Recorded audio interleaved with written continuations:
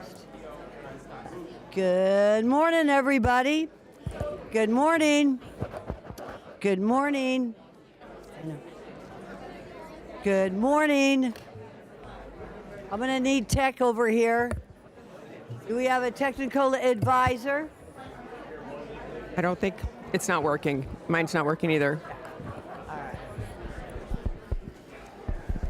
Good morning, everybody. It is 9:30. We are going to start. If I could have technical advisor come on up, make sure our microphones work. So I'd like to welcome Go ahead and try now. everybody to the Board of County Commissioners meeting of October 8th, 2024. If the clerk of the court complete, or the clerk of the commission, please call the roll. Commissioner Barnett. Commissioner Baxter. Here. Commissioner Bernard. Here. Vice Mayor Marino. Here. Mayor Sachs. Here. Commissioner Weiss. Here. Commissioner Woodward. Here. Thank you. Okay, if we could please rise for the prayer. Heavenly Father, we come before you in this time of uncertainty and fear. We lift up the people of Florida as they face the approaching hurricane. Shelter them in your protection, Lord, and grant us safety and peace. Give wisdom to those who lead and strength to those who serve, ensuring the care and well-being of all. Calm the storm. Protect the vulnerable. May your presence be felt in every heart, bringing comfort and joy. Protect the people of Palm Beach County and all of Florida as we face another storm. In your mercy we trust. Amen. Amen. Pledge allegiance to the flag of the United States of America and to the republic for which it stands, one nation, under God, indivisible, with liberty and justice for all.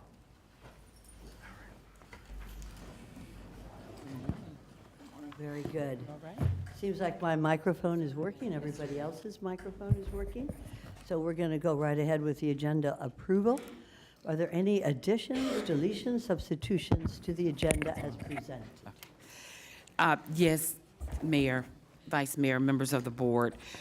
We have a on page 11, 3C3, we have a revised summary. It better clarifies the process. On page 41, 4A has been deleted for a later date. Also on page 41, 4K has been deleted and will be brought back on December 3rd.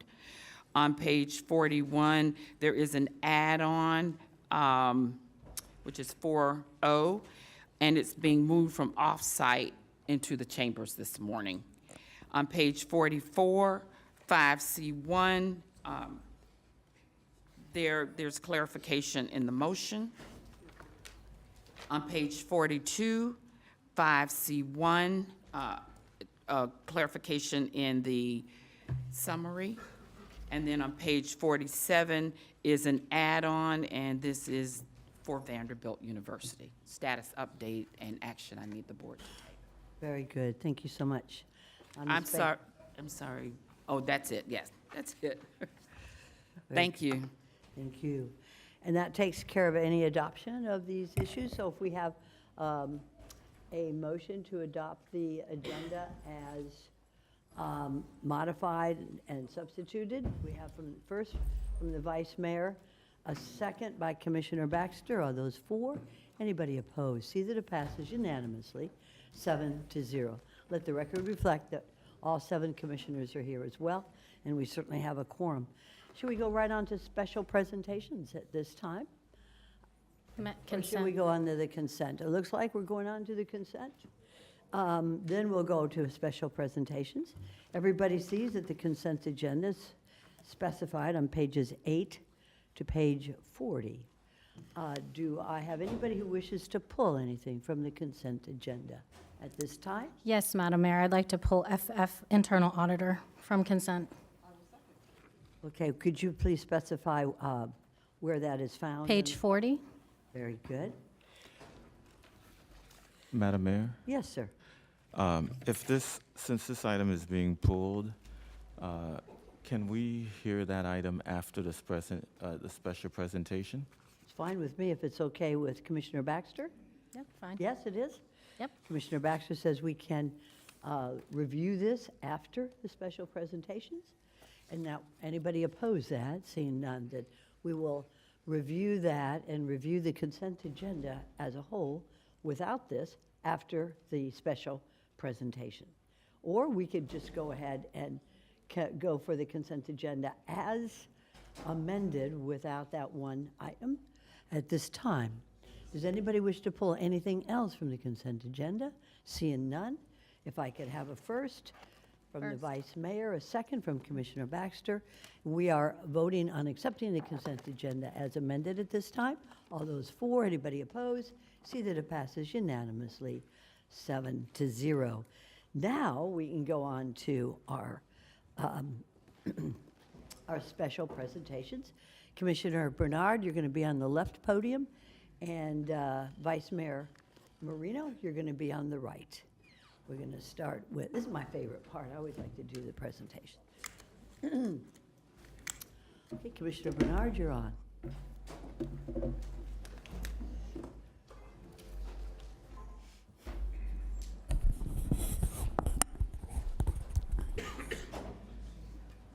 Thank you very much, Madam Mayor.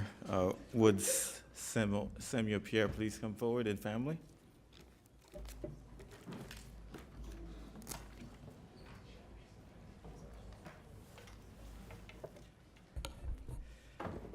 It is a pleasure to present this certificate of recognition to you, Samuel Pierre. And, you know, a lot of times when we were brought up in a marginalized communities, we feel forgotten. However, I applaud you for showing our future leaders that they are not forgotten. And today I present this recognition, which is presented to Samuel Pierre, and it states, "Thank you for your many years of dedicated service to the betterment of the youth of Palm Beach County through programming and education," which is presented to you on this 8th day of October 2024. Congratulations.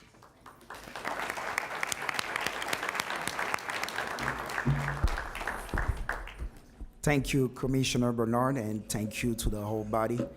We're going to miss you, Commissioner Bernard. You're a true leader. You're the one we look up to. We are so proud for everything that you've been doing, and so far you've been doing your work to the highest standard, and we're so grateful of all the opportunities we've had through you. And with you going to the state, we're sure that our kids will continue to have a great leader. Thank you.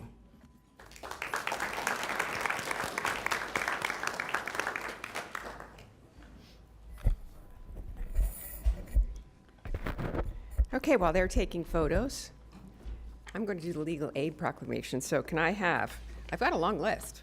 Michelle Suskauer, Bob Shalhoub, Bob Burdish, Dana Brooks, Jerry Beer, Nelson Baez, Karis Engel, Alan Berger, and Lindsay Lefkowitz. Hey there. Good morning. So we are declaring October 2024 as the 75th anniversary of the Legal Aid Society of Palm Beach County. Whereas since opening in May 6, 1949 as a volunteer project of the Palm Beach County Bar Association, the Legal Aid Society of Palm Beach County, Inc. has grown from having one part-time attorney to employing over 155 full-time professionals serving the county and surrounding communities. And whereas the society established to provide free legal assistance to the poor on matters regarding family law and probate is now a full-service law firm with 22 projects serving the most vulnerable community members. And whereas the Legal Aid Society of Palm Beach County, Inc., originally funded by court fees and donations, is now a nonprofit law firm with a budget of $16 million that is funded by donors, grants, and limited government funding. And I'm going to stop right there. And anybody who hasn't signed up for the golf tournament on Monday, if it's not canceled, please do so. There will be Beat the Commissioner on one of the holes, so I welcome you all to join us. Now I'll go back to the proclamation.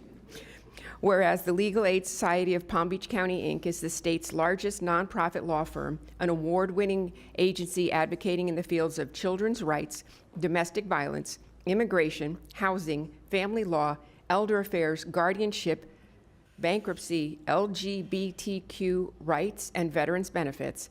And whereas the support of local attorneys is vital to the success of the Society's mission, last year, 4,856 pro bono hours valued at $1.2 million were donated, ensuring that clients receive high-quality free legal assistance. And whereas the Palm Beach County Board of County Commissioners celebrates and values the legacy of achievement of the Legal Aid Society of Palm Beach County, Inc., and its vital role as a provider of excellence in law and driver of economic mobility for the county and region, now therefore be it proclaimed by the Board of County Commissioners of Palm Beach County, Florida, assembled in regular session on this 8th day of October 2024, that October 2024 in Palm Beach County is hereby proclaimed the 75th anniversary of the Legal Aid Society of Palm Beach County.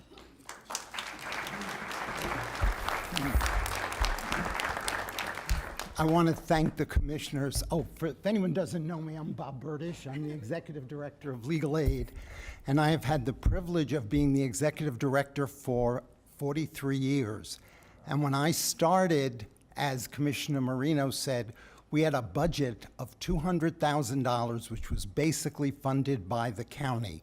So we have always had your support for as long as I know, over 40 years. I haven't been there 75 years, but I've been there 43 years. And we so appreciate your support. We provide services for over $8,000 vulnerable and $800,000 vulnerable and at-risk seniors, children, families, veterans, and adults here in Palm Beach County who without us would not have a voice in the judicial system. So again, thank you all so much. We so appreciate your support throughout the years, and the county does still remain one of our 5 top funders. Thank you.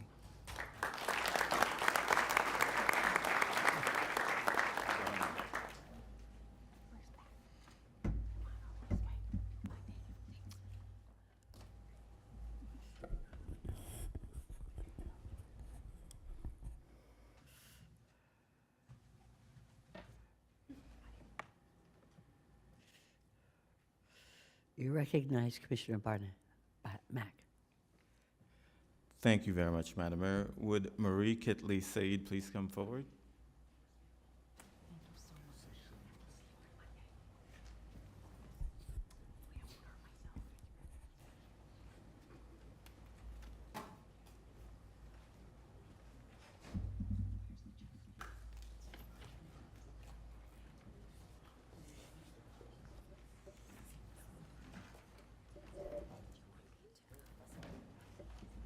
Before I present this proclamation, this certificate of recognition, I get the chance to recognize Marie Kitley Seide, and a little bit about her and my history is I remember being a young attorney coming to Palm Beach County in 2004, and I was a young tax attorney and real estate attorney, and I was told that I needed to meet Marie Kitley Seide, and I remember calling her, and she refused to take my phone calls. That is the truth. And because, I'm a young attorney and need business, and I tried again, and she refused to meet with me, but eventually she agreed to meet with me. And this is one of the greatest human beings that you'll ever meet in your life. As soon as I met her, we were working together, and unfortunately, she was diagnosed with cancer. And when she was diagnosed with cancer, it impacted me and my family. And because my wife eventually, was also diagnosed with cancer. And so just her going through, cancer, she started a foundation that was called the Marie Louise Cancer Foundation, and just wanting to help marginalize specifically Caribbean, Haitian women who were impacted with cancer. And then she eventually expanded to call the organization the Marie Louise Community Foundation to expend more into the community. And so last week she had a walk, which she's had for many years. And it's an honor to present this certificate of recognition to you, which states that certificate of recognition presented to Marie Kitley Seide. It says, thank you for your dedicated years of service to the residents of Palm Beach County. For several years, you educated the Haitian American community about the prevention and treatment options for breast and cervical cancer. More importantly, you brought awareness about the crisis of the diseases and the dire need to allocate resources to marginalized communities. This is presented to you on this 8th day of October, 2024. Can everyone please stand up and give her a round of applause?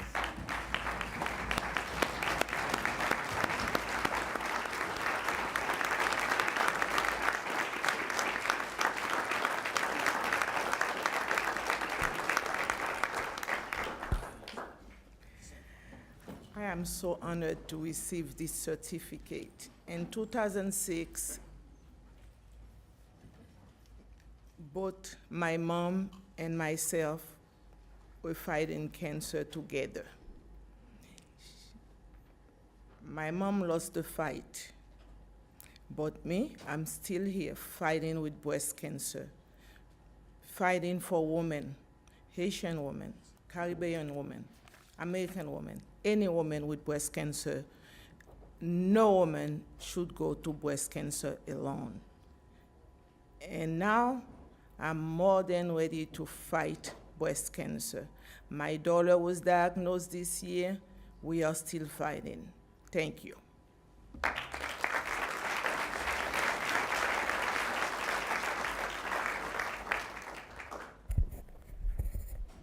It's days like today where you recognize how many warriors there are in our room today and in our county and in our country. And another warrior, Wendell Haskins, can you come on up here? And I have a long list, so anybody in Wendell's family or friends who would like to join us up at the podium would be fabulous.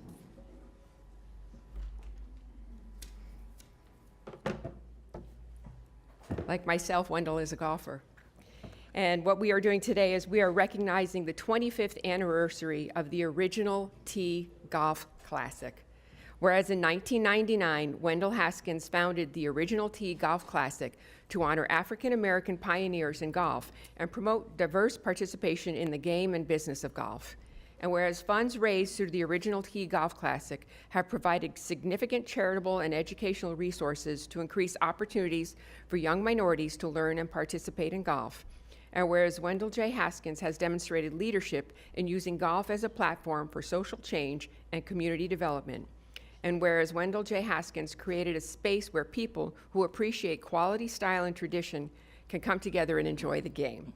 Now therefore be it proclaimed by the Board of County Commissioners, Palm Beach County, Florida, assembled in regular session this 8th day of October 24, that the board hereby recognizes the 25th anniversary of the original Tee Golf Classic. Thank you.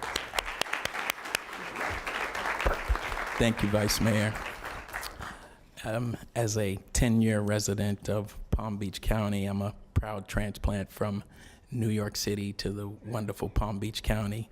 And when I first got into the game of golf, I just wanted everyone to have the same opportunity. I didn't grow up playing golf. I took up golf as an adult. But as you know, being able to play at a young age is crucial, and it's something that we enjoy for a lifetime. So through this, I hope that I'm giving other people the opportunity to enjoy golf for a lifetime. Thank you.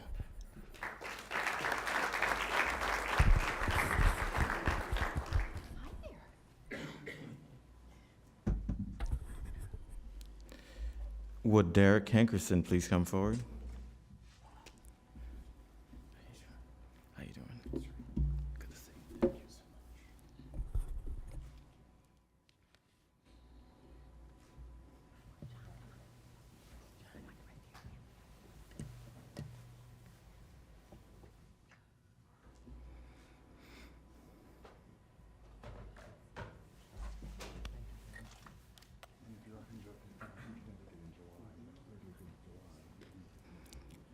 this proclamation declaring October 2024 as Gullah-Geechee Cultural Heritage Awareness Month.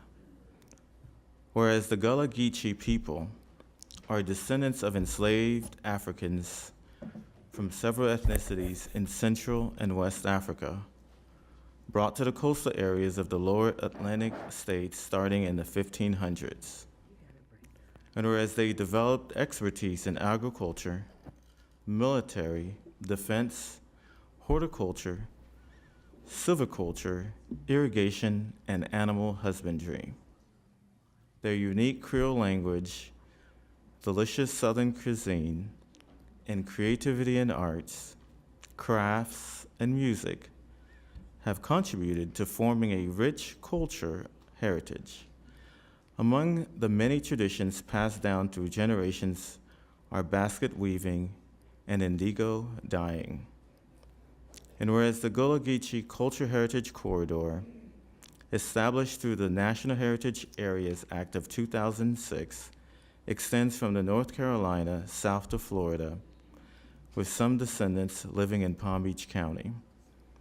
And whereas the corridor was created to call attention to the historic and cultural contributions of the Gullah-Geechee people, and whereas the governors of North Carolina, South Carolina, Georgia, and Florida declared the first Gullah-Geechee Cultural Heritage Awareness Month in October 2013, and this year's theme is Celebrating the Gullah-Geechee Living Legacy.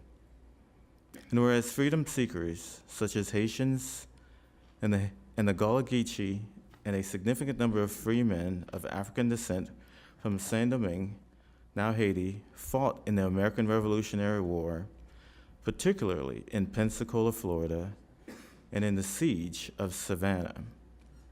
And whereas the aim of this month is to increase awareness and understanding of the Gullah-Geechee people, leading to a deeper appreciation of the significant contributions they have made to Florida and our nation.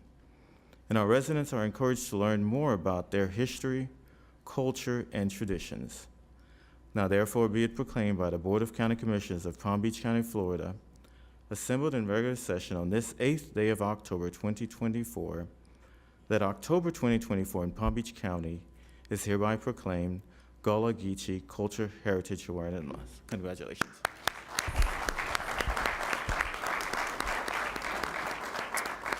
Bonjour, qui journée hier, Derek Hankerson.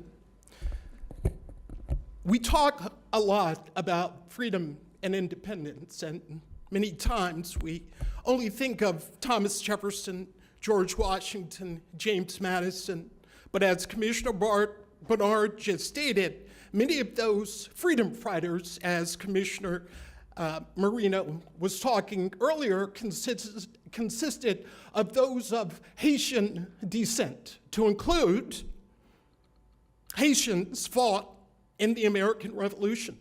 To include, as a native of Chicago, Chicago was founded by a Haitian, DuSable. St. Augustine had its first black general, who's a native Haitian, Jorge Biasu, who served in the Second Spanish period. Toussaint Louverture decimated Napoleon's army so much so that Napoleon had to sell the Louisiana territory to Thomas Jefferson for $12 million. West Africans, known as Gullah-Geechee, fought in the First Seminole War, defending this great and exceptional state known as La Florida. They served with the Spanish in the First and Second Seminole War. As president of the Loxahatchee Battlefield Preservationist Board, I'm honored to accept this proclamation with reference to those Gullah-Geechee who served with the Spanish and Native Americans protecting Florida in the 15th, 16th, and 17th century against the British. I'm also honored as the Seide Community Liaison out of St. Johns County, Florida, to accept this wonderful proclamation for on December 7th, Saturday, December 7th, we're holding our 11th annual Gullah-Geechee Cultural Heritage Corridor Festival. The festival is significant because there are 3 cycling trails that connect to Armstrong and St. Johns County. One is the Sea Island Loop. The second is the East Coast Greenway, which extends from Bangor, Maine, all the way down to Key West. And the third is Rails to Trails, which I hope you all attend. Thank you so much. God bless you, and God bless America.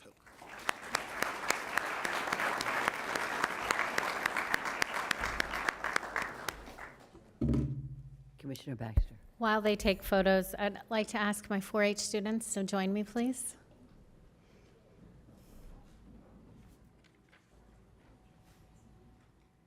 And anyone else who would like to.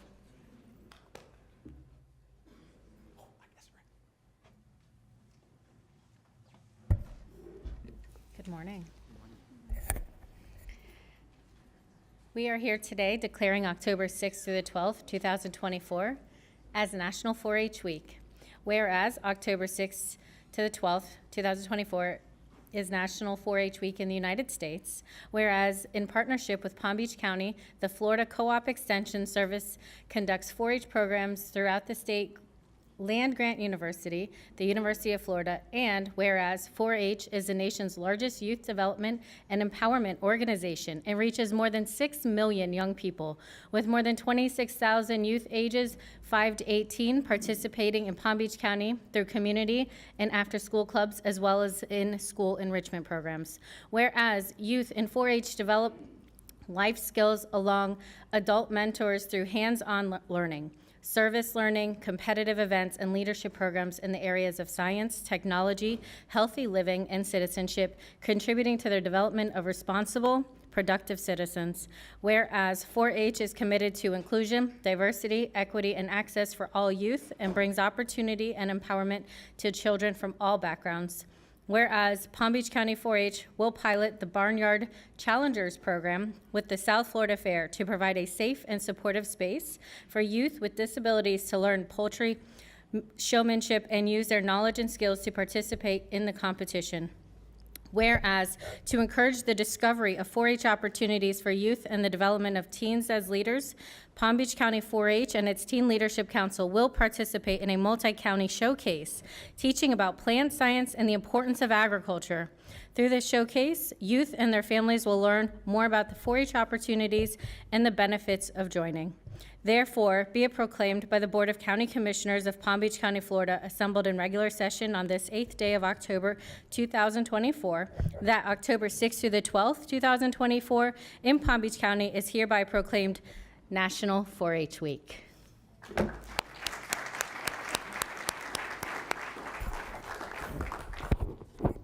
Good morning to the Board of County Commissioners and staff.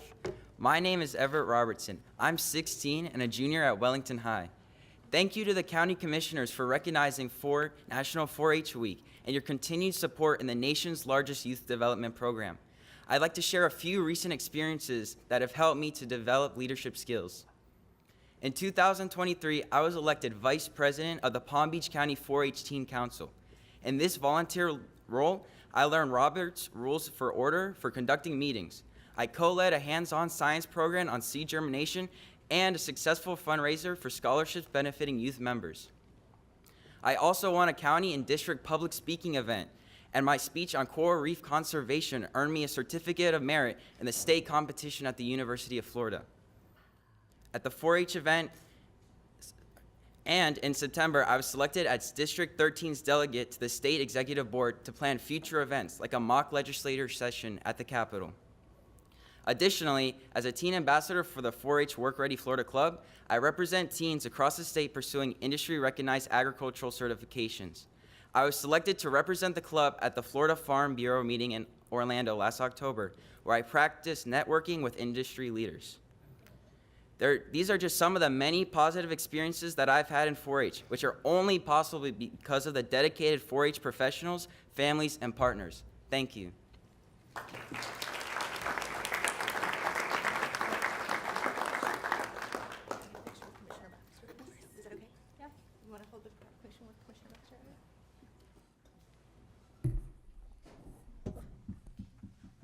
While they do their photo, I would like to call forward Dr. Ron Giddens and his wife, Mrs. Giddens, Doug Crane, Aurora Arthe, and Megan Bob.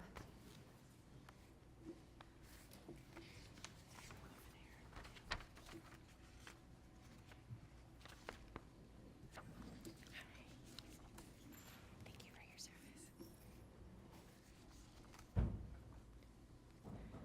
Okay. Today, we are recognizing Dr. Ron Giddens for 44 years of service on the Library Advisory Board. Whereas the Palm Beach County Library Advisory Board was created with the Library Taxing District by state statute in 1967, and members serve in an advisory capacity to the Palm Beach County Board of County Commissioners.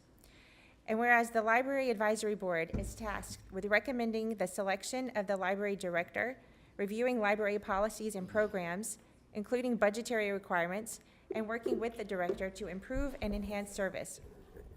And whereas in 1978, Ronald Giddens, Doctor of Optometry, was appointed to the Library Advisory Board, and aside from a 2-year gap, has served continuously, attending up to 10 board meetings every year. Whereas during his tenure, Dr. Giddens served as board chair 3 times, in 1979 to 81, 1998 to 99, and 2017 to 18. He assisted with the selection of 3 county library directors, served dozens of times on the budget subcommittee, and observed major changes to library service, including the introduction of computers, the internet, and 2 capital expansion programs. And whereas in 1992, Dr. Giddens supported the library and the county by standing with the Library Advisory Board to reject a challenge from neo-Nazi groups attempting to force the library to carry their publications. And whereas Dr. Giddens has routinely offered frank and insightful advice on matters before the Library Advisory Board, served as a role model for new board members, and fostered an atmosphere of professionalism and collegiality that contributed to open and productive meetings. And whereas, due to term limits, Dr. Giddens completed 44 years of service on the Library Advisory Board in September of 2024. Now therefore be it proclaimed by the Board of County Commissioners of Palm Beach County, Florida,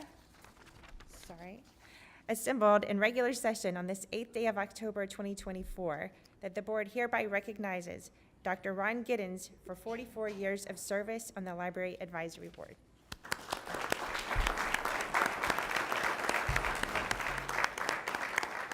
I'm only 39, I don't know how this happened.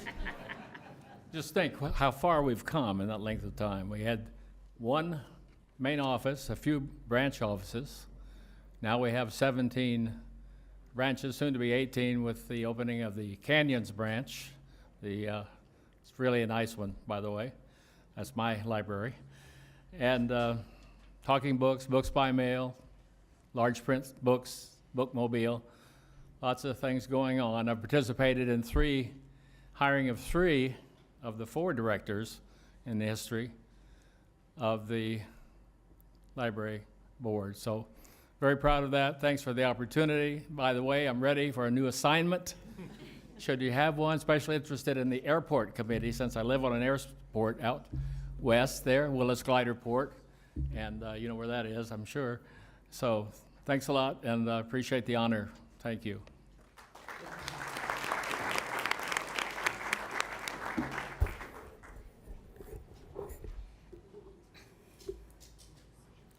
While they're taking pictures, Mrs. Pinto, would you please join me?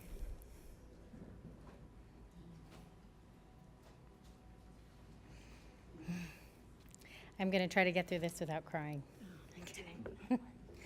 So today we are honoring the life of Mayor Fred Pinto.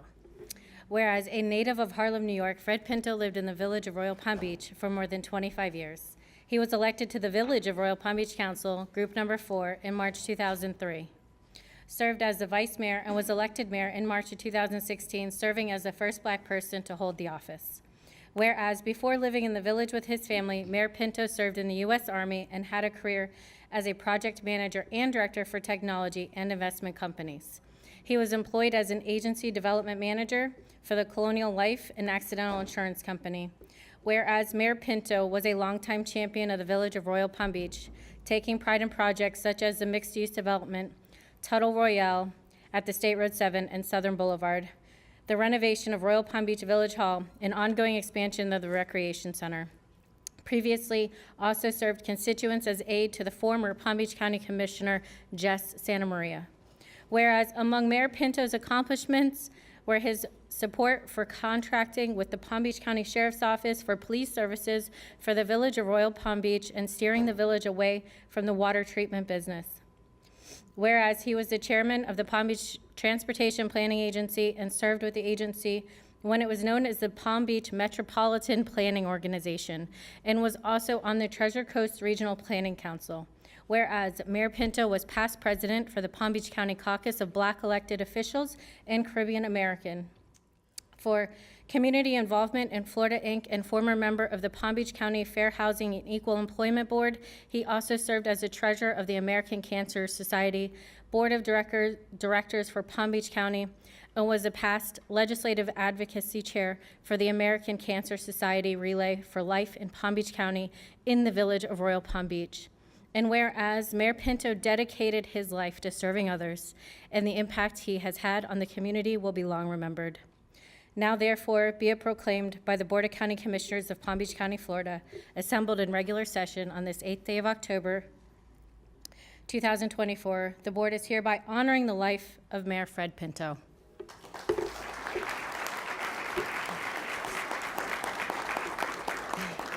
Normally, I would turn this over right now, but I'd like to say something. Over the past almost 2 years, the mayor and I got to know each other pretty well. He was an amazing person, an amazing mayor for the village of Royal Palm, and he did so much to make that community a better place. He put in the best parks, I would say, in all of Palm Beach County. He created a space for families and did all this with housing that reached all demographics, and also kept one of, if not the lowest millage rate in Palm Beach County. That is a feat, and he did an amazing job. So I want to thank you for supporting him through that journey, and I would like to let you say a few words now. Thank you, everyone, and bless you for all you do for so many citizens in your communities and in your prospective places.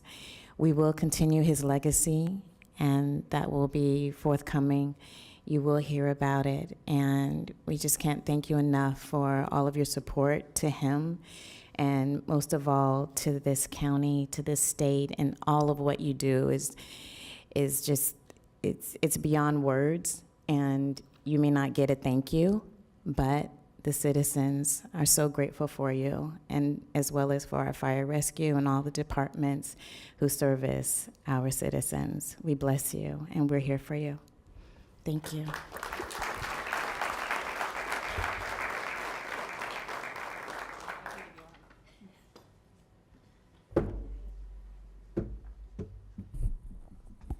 Okay, I'd like to call forward Ivan Maldonado, Joanne Keller, Evan Henderson, and Todd Von Laren.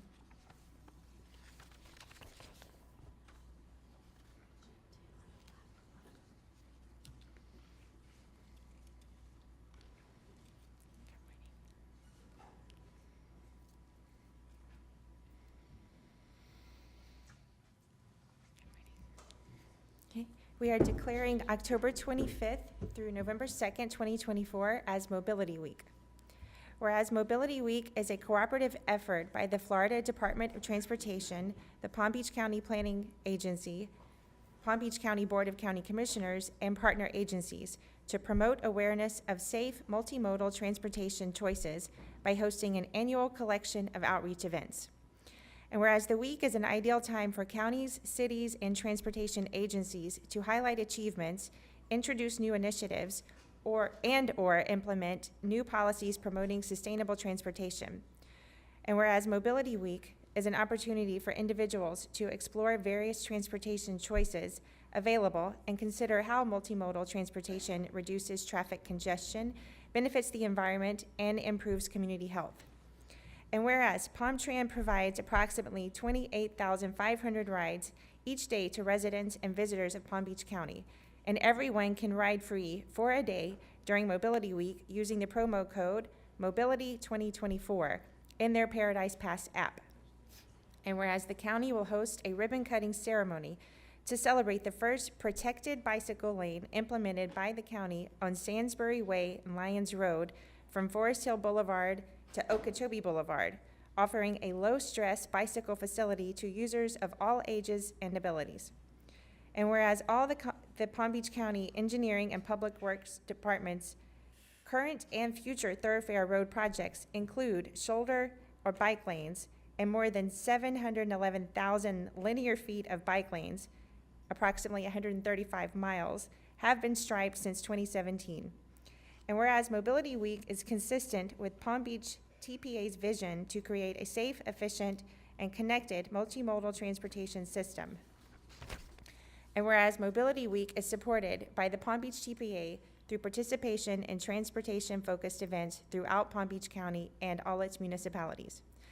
Therefore, be it proclaimed by the Board of County Commissioners of Palm Beach County, Florida, assembled in regular session on this 8th day of October, 2024, that October 25th through November 2nd, 2024 in Palm Beach County is hereby proclaimed Mobility Week.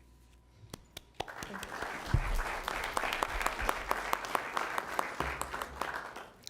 Thank you for this proclamation. As you just heard, Mobility Week is an opportunity for our residents and visitors to explore the various transportation choices available to them and to get to know more about Palm Beach County. This is also an opportunity to thank and recognize the amazing transportation staff that makes mobility possible each day. I would like to invite everyone to try any of our 31 fixed routes that provide reliable and efficient transportation to close to 13,000 riders each day. Please come and try the BusLink Mobility on Demand, where riders can get an $8 voucher to use Uber and Yellow Cab Taxi at various sections of Riviera Beach, Boca Raton, and Royal Palm Beach. Explore the newly created bus service that we provide now to Port St. Lucie through the Port St. Lucie Express, with 2 morning and 2 evening trips during weekdays. And if you would like to travel around the Glades, try our Go Glades Mobility on Demand. During Mobility Week, which is October 25th through November 2nd, we will be offering the promo code that the commissioner just mentioned for the Paradise Pass, and the promo code is basically Mobility 2024. You can purchase this card at any county library, Paradise Pass kiosk, the Palm Trend Connection location at 50 South Military, or you can download the app by visiting www.myparadisepass.com. And for more information, call us at 561-841-4287 or visit us at www.palmtrend.org. And thank you for your support of Palm Trend.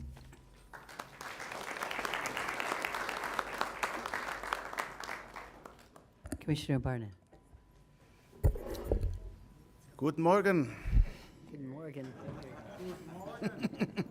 Do we have any Germans or German Americans in the room? Well, if you couldn't tell, it is Oktoberfest season.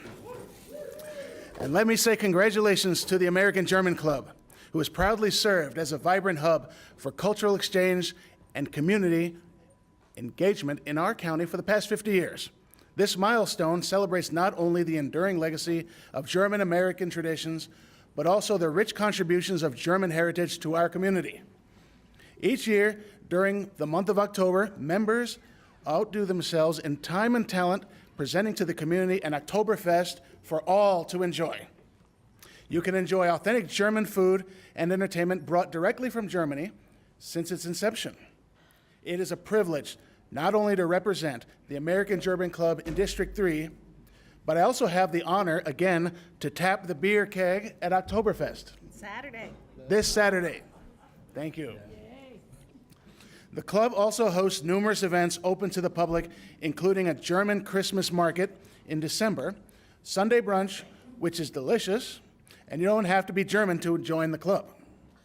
It is my honor today to present this proclamation to the American German Club, and I think everybody's up here, but I also wanted to invite President Mark Luft, Gail Luft, Wally Reichert, Norm Braz, and Dagmar Braz. And Danilo and Holgar. Danilo and Hogar, welcome. I would like to read the proclamation. A proclamation of the Board of County Commissioners of Palm Beach County, Florida, declaring the weekends of October 11th, 12th, 13th, and October 18th, 19th, and 20th, 2024, as Oktoberfest in Palm Beach County. Whereas the first German settlers brought German culture to America through a vast history of celebration and tradition, including the celebration of Oktoberfest. And whereas Oktoberfest is a traditional harvest time for celebration with feasting, drink, music, and dance, bringing Americans with German heritage together in fellowship and friendship. And whereas the Palm Beach County celebration of Oktoberfest has been sponsored by the American German Club of Palm Beaches on Lantana Road in Palm Beach County on the second and third weekends in October since 1974, marking this Oktoberfest as the golden 50th anniversary of Oktoberfest at the American German Club of the Palm Beaches. And whereas Palm Beach County has a long history of supporting local nonprofit organizations such as the American German Club, who have contributed to the education, growth, and development of cultural awareness of the diverse heritage, including that of German origin, of the residents of Palm Beach County, Florida. And whereas I, Commissioner Michael Barnett, will have the special honor of tapping the first traditional and celebratory golden keg on Saturday, October 12th, 2024. Now, therefore, be it proclaimed by the Board of County Commissioners of Palm Beach County, Florida, assembled in regular session this 8th day of October 2024, that October 11th through the 13th and October 18th through the 20th, 2024 in Palm Beach County are hereby proclaimed the golden anniversary of Oktoberfest in Palm Beach County. Alles gut für das Oktoberfest. Dankeschön, mein Herrn. Hi, everybody. I'm just going to say one more time, 50 years of us putting on a really good party on Lantana Road. You really shouldn't miss it. This coming weekend and the weekend after that, we actually fly in an authentic German band of over a dozen members to play for us, and we really have a great time. The German beer is German all the way. You got to be careful. It kicks you in the butt a lot more than a Budweiser will. So please get your tickets on Eventbrite. Parking is limited, even though we do have a lot, but we highly recommend Uber for those people that take a few more. Thank you so much for the honor.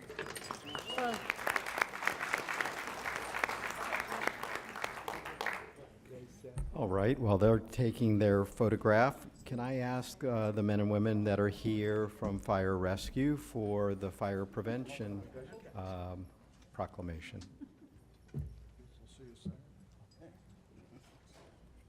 Onto the toilet. Yeah, you hold this. How are you, sir?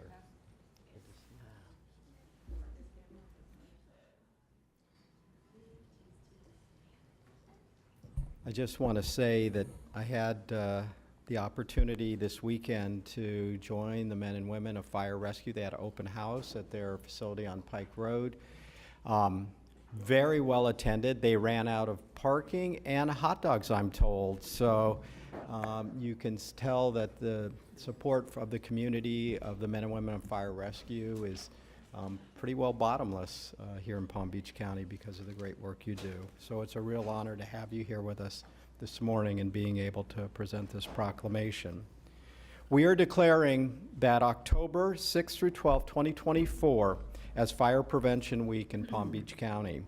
Whereas Palm Beach County is committed to ensuring the safety and security of all those living and visiting our county, and whereas fire is a serious public safety concern, both locally, nationally, and that homes are the location where people are at the greatest risk from fire.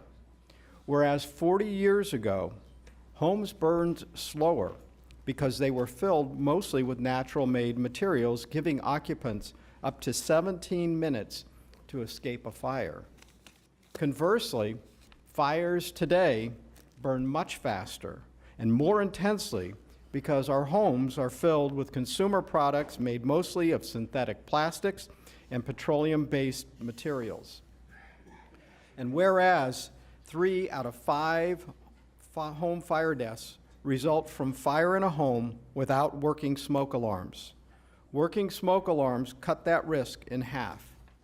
And 40 years ago, on October 1st, 1984, Palm Beach County Fire Rescue was officially established. To this day, Palm Beach County Fire Rescue and fire and life safety educators and emergency responders have been dedicated to reducing the occurrence of home fires and home fire injuries through prevention and education. And whereas the 2024 Fire Prevention Week theme, Smoke Alarms, Make Them Work For You, emphasizes the importance that smoke alarms must be installed, maintained, and functioning to effectively alert occupants of smoke with enough time for all occupants to evacuate safely. And all Palm Beach County residents are urged to install smoke alarms inside and outside of every room where people sleep, on the ceilings, above stairs, and in the main living rooms of the home to ensure early warning of smoke and the highest level of protection. Now therefore be it proclaimed by the Board of County Commissioners assembled in regular session on this 8th day of October 2024, that October 6th through 12th, 2024 in Palm Beach County is hereby proclaimed Fire Prevention Week.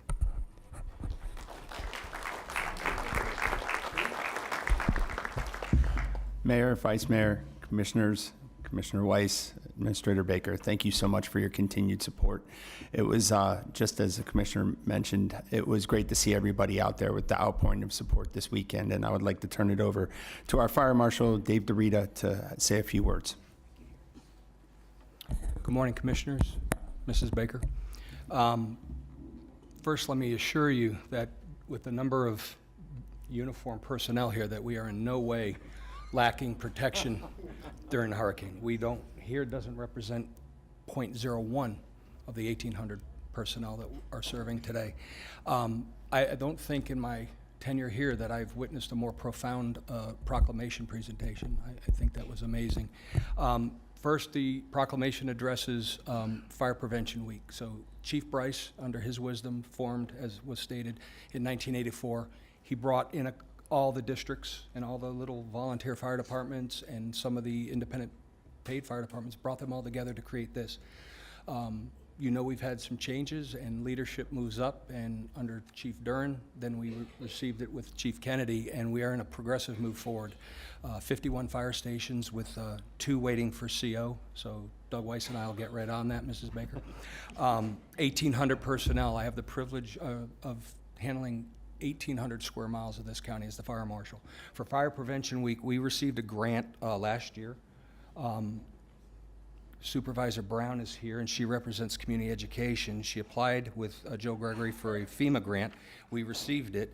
We were able to purchase 1,500 combination smoke detector carbon monoxides. As Commissioner Weiss stated, you know, a couple decades ago, it was 10 plus minutes to get out of a house upon smoke detector alert. It's under 2 minutes currently. So that is a dramatic decrease. So, you know, realize that with response times at 5 to 6 minutes, they need to get out now before we get there.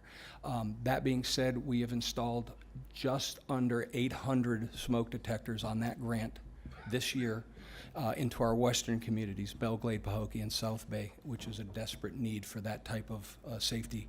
A fire marshal takes the loss of life due to fire at 0. Unfortunately, we're not there. So all fire marshals through the United States have a long road to go. I don't look at that as a success yet.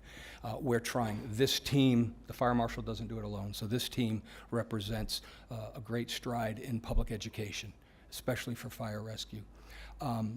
The other part of the proclamation is the 40th anniversary, and yes, it was very odd for a fire department to run out of food.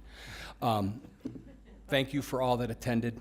It was an amazing event, and what that does for us, 40th anniversary. 40 years is not long for a fire department, but this department is stronger than any other in the country. We are leading in so many aspects of what we do because of the amount of personnel and our growth. So I want to thank you very much. We need to get back to hurricane preparedness, so I thank you all very much.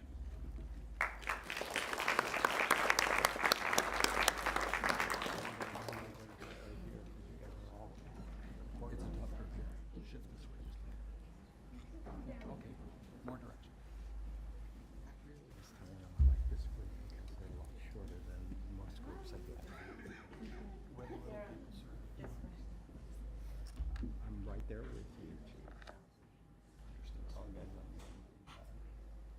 Yeah, they're like that.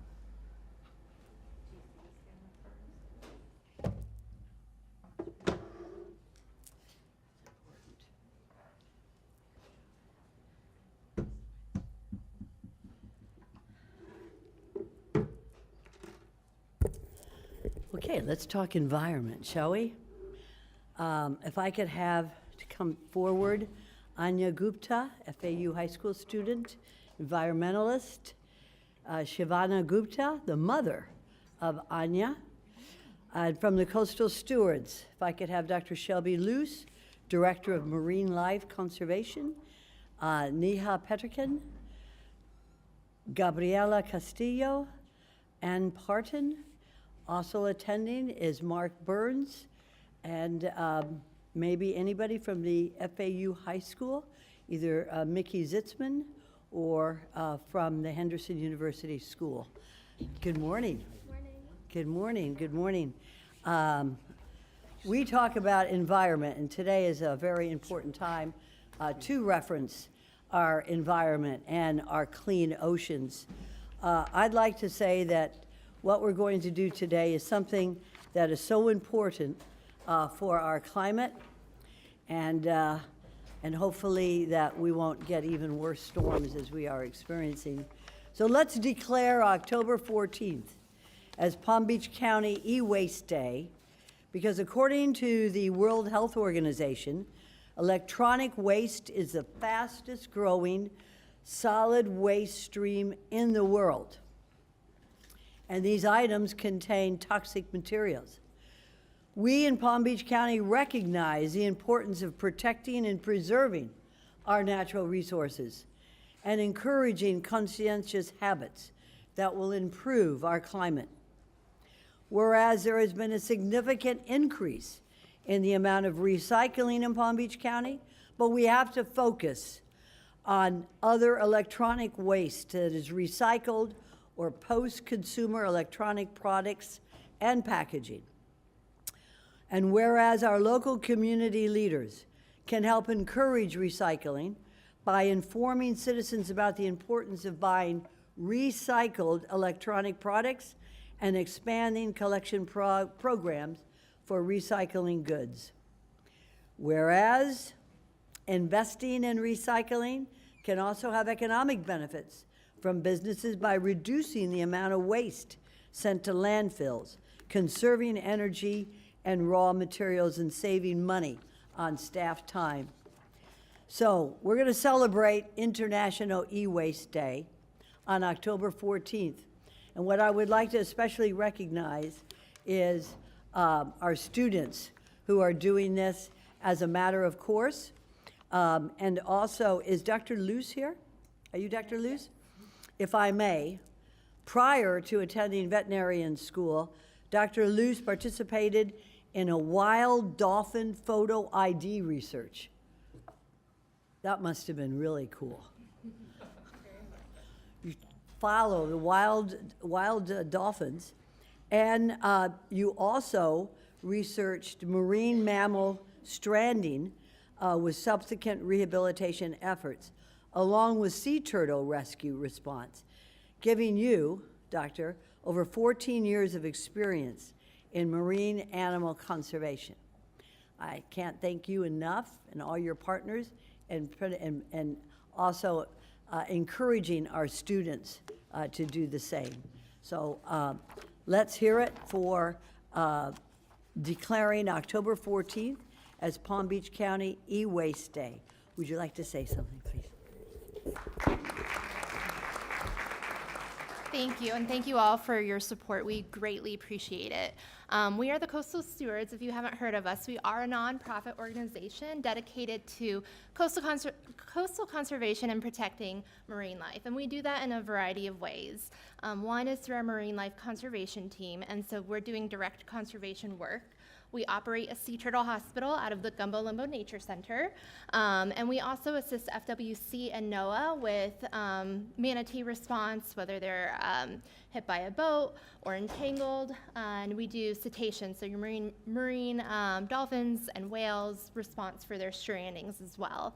So that's directly, and we do invite you to come visit our sea turtle hospital, see our patients, and learn about their threats at the Gumbo-Limbo Nature Center.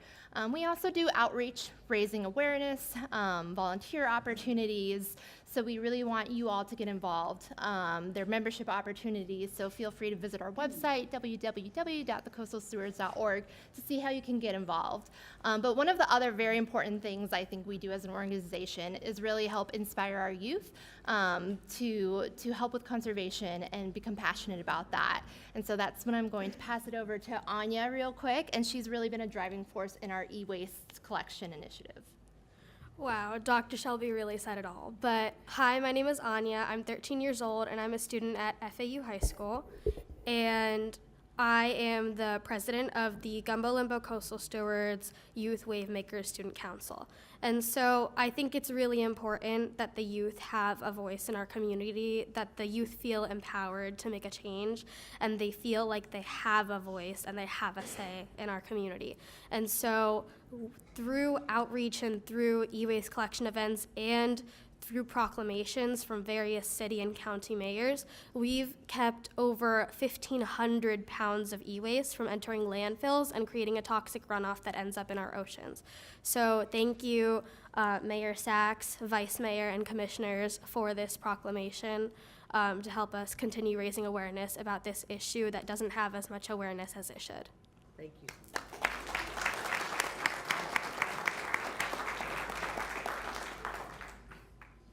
Quick picture right here. Okay. Here we go.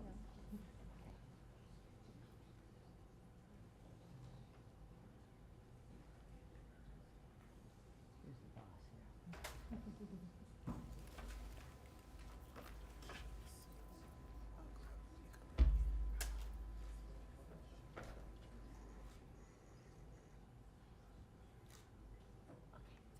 Congratulations.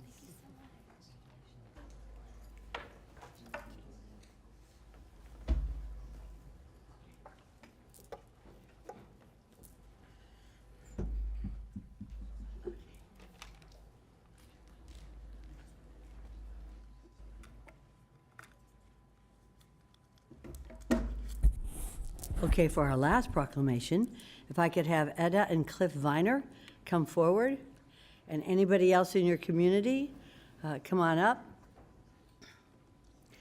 Whereas Edda and Cliff Viner Community Scholars Foundation was co-founded by Edda and Cliff Viner to participate for 4-year scholarships to students from 12 participating Palm Beach County high schools. They are now attending Florida's public colleges and universities. And whereas the scholarships are intended to cover all costs of college attendance, so students can graduate debt-free. The program currently has 140 diverse students attending Florida public colleges and universities, and you've trained more than 300 mentors. Each student is assigned a dedicated mentor for 4 years to ensure proper guidance throughout their college career, resulting in a graduation rate of approximately 95%. These are folks, ladies and gentlemen, who have put their time, their talent, and their treasure into helping the youth of today. Without any compensation for themselves, they have done everything that they get for the students, with a 95% graduation rate from colleges here in the state of Florida. So therefore, be it proclaimed by the Board of County Commissioners in the 8th day of October 2024, that October 8th, 2024 is now declared by all the Board of the County Commissioners the Edna and Cliff Viner Community Scholarship Foundation Day. Congratulations, and thank you for all the work that you do. Thank you, Mayor Sachs. Thanks to all the commissioners. Thank you, Ms. Baker. We really appreciate the proclamation and the honor. We have a very unique program. It really is a 4-year financial assistance program so that do graduate debt-free. The mentorship program is so important in getting them to graduate, and we have over 20 social service agencies surrounding the students to make sure they and their families are taken care of during their college time. The key point is all of these students come from Palm Beach County, okay? So our Scholars Program and the student success in this program, that's our small way of trying to ensure that Palm Beach County and the future of Palm Beach County remains as magnificent, so that Palm Beach County remains the magnificent place it is to work, to live, and to play. We thank you very, very much for the honor.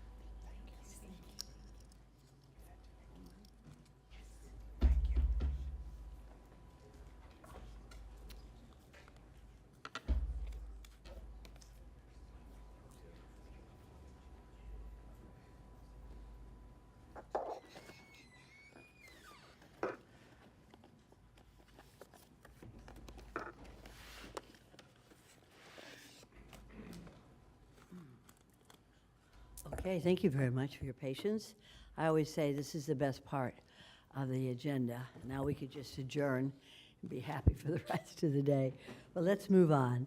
I believe that we are now going to address the one item from the consent agenda, which is located on page 43 FF1. I think it was asked to be removed by Commissioner Baxter. You are recognized, Commissioner.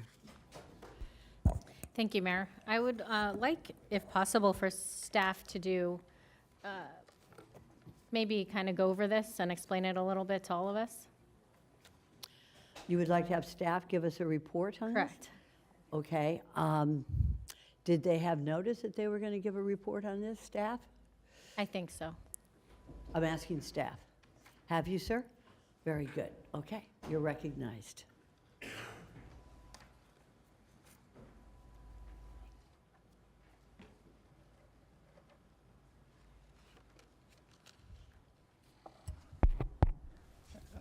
Good morning, Mayor, Good morning. and Good Vice morning. Mayor, and Could you Commissioners. identify everybody in the staff? Yes, thank you. David Zamora, County Internal Auditor.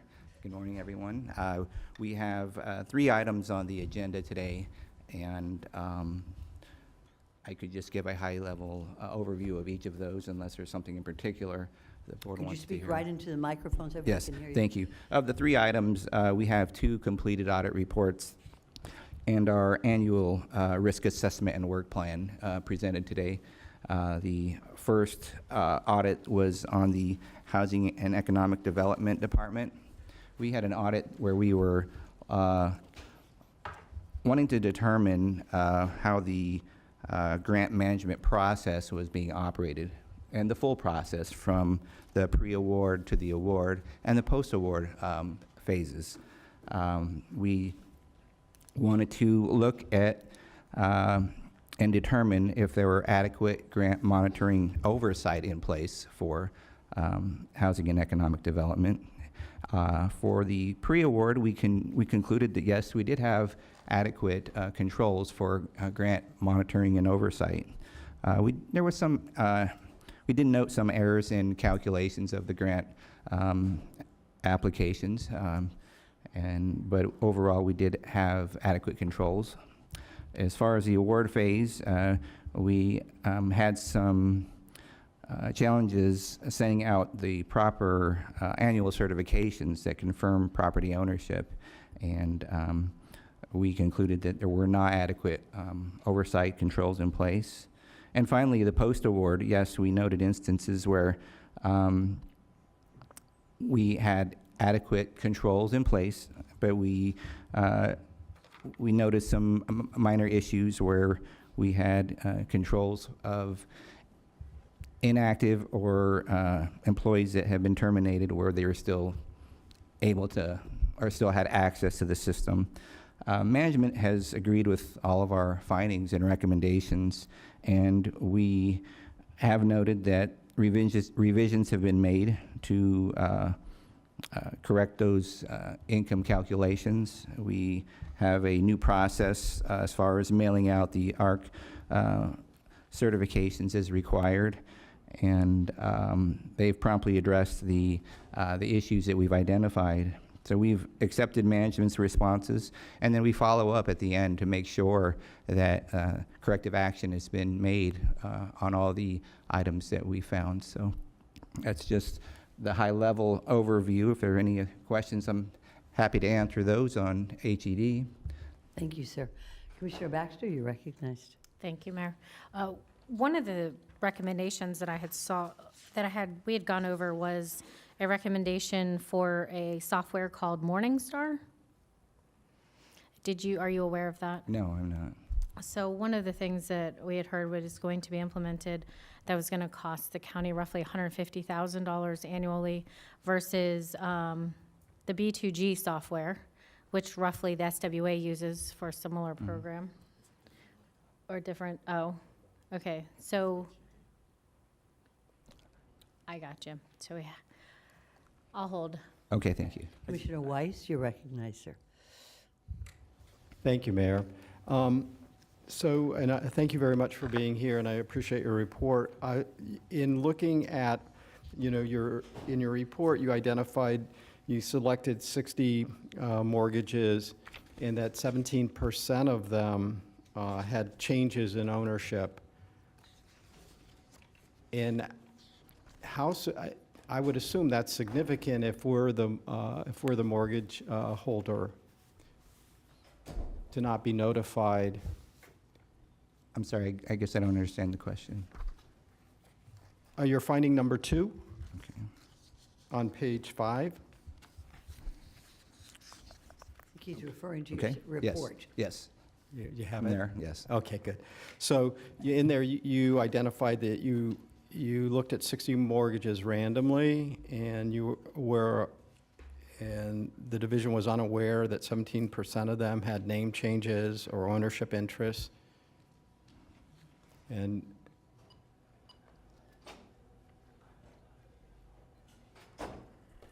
so, that seems significant to me, that since we are part of the mortgagee. I am not following you, but I suppose what I could do is offer to look further into that question. Jonathan's coming up. Maybe he can help clarify it. Mr. Brown, good morning. Good morning, Commissioners. So this finding was related. Could you please identify yourself and your position? Yes, ma'am. Jonathan Brown, Director, Housing and Economic Development.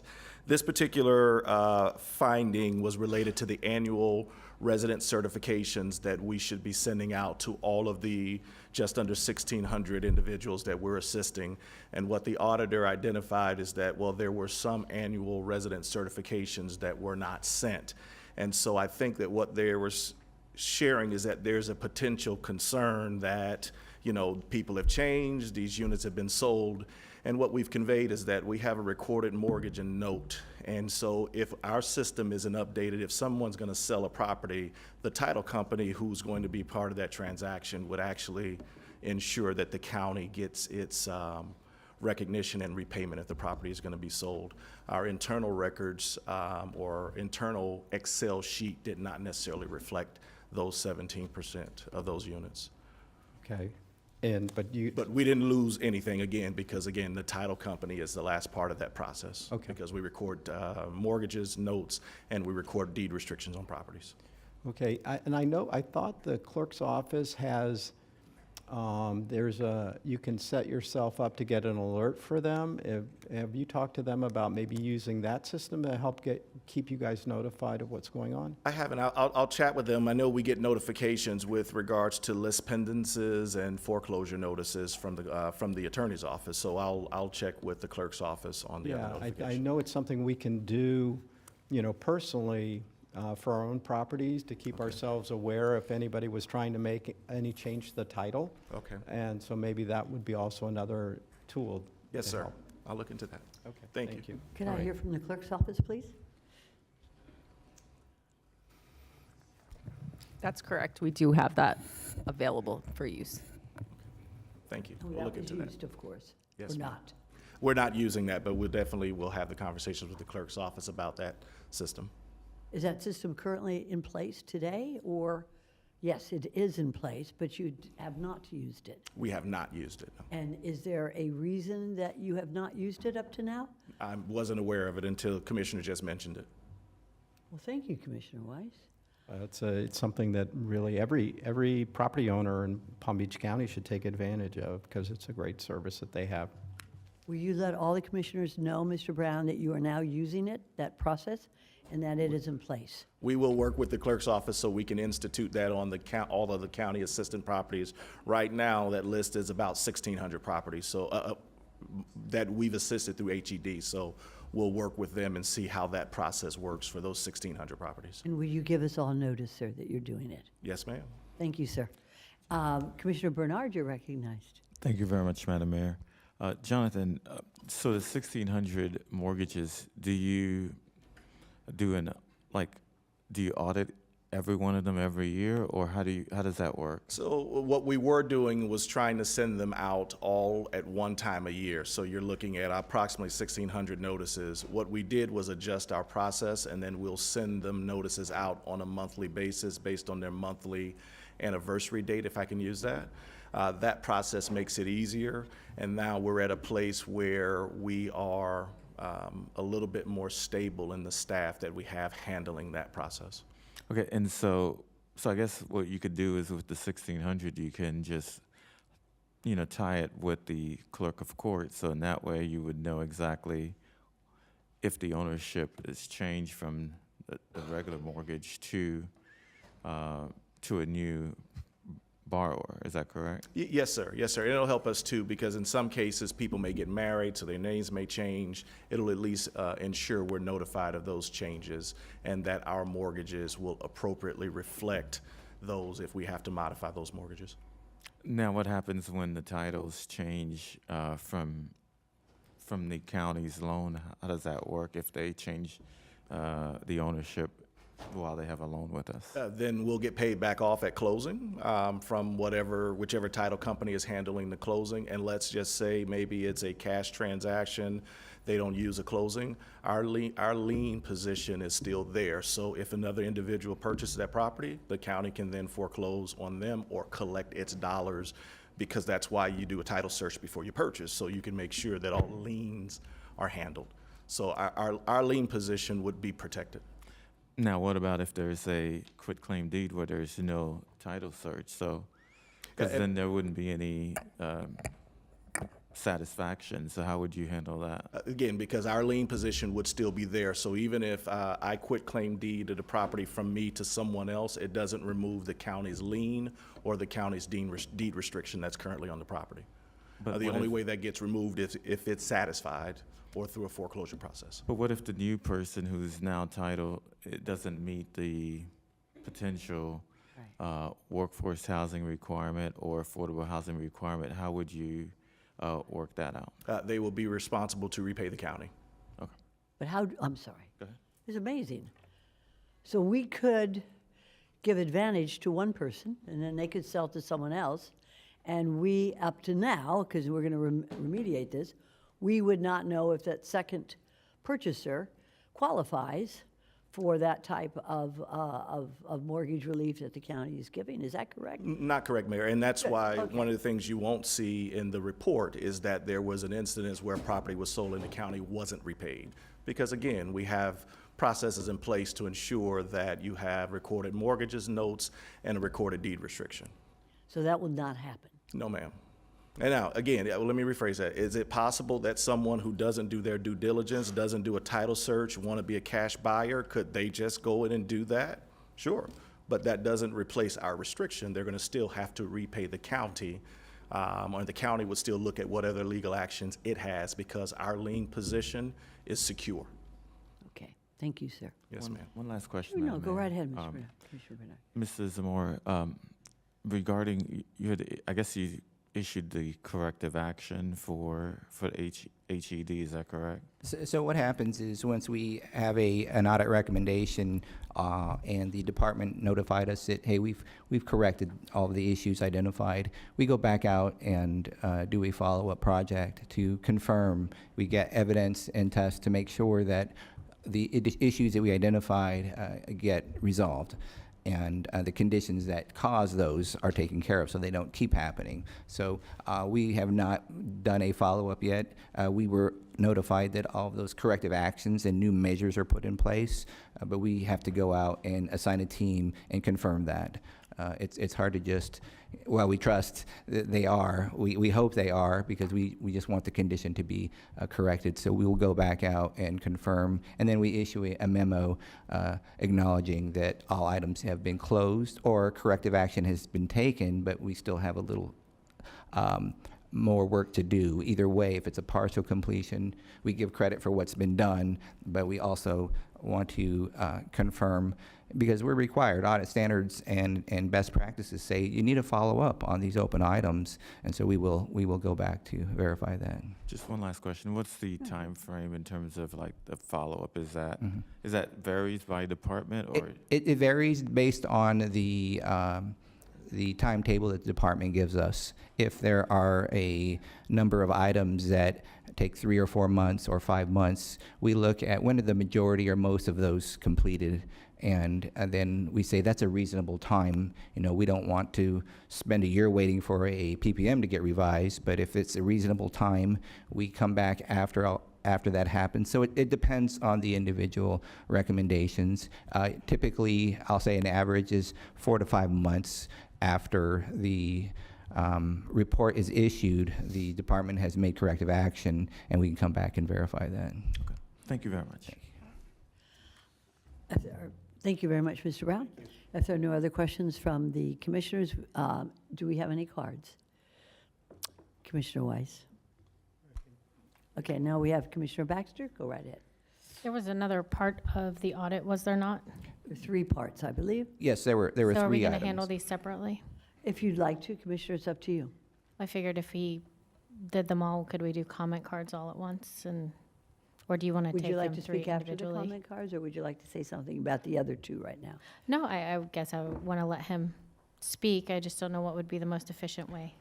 Okay. Up to you, Mayor. Would you, sir, Mr. Zamora, would you like to speak on the other 2 items as well? Yes, thank you. At this time. Thank and you. I'm going to ask you to, I know all accountants, auditors, you're very soft-spoken. Right.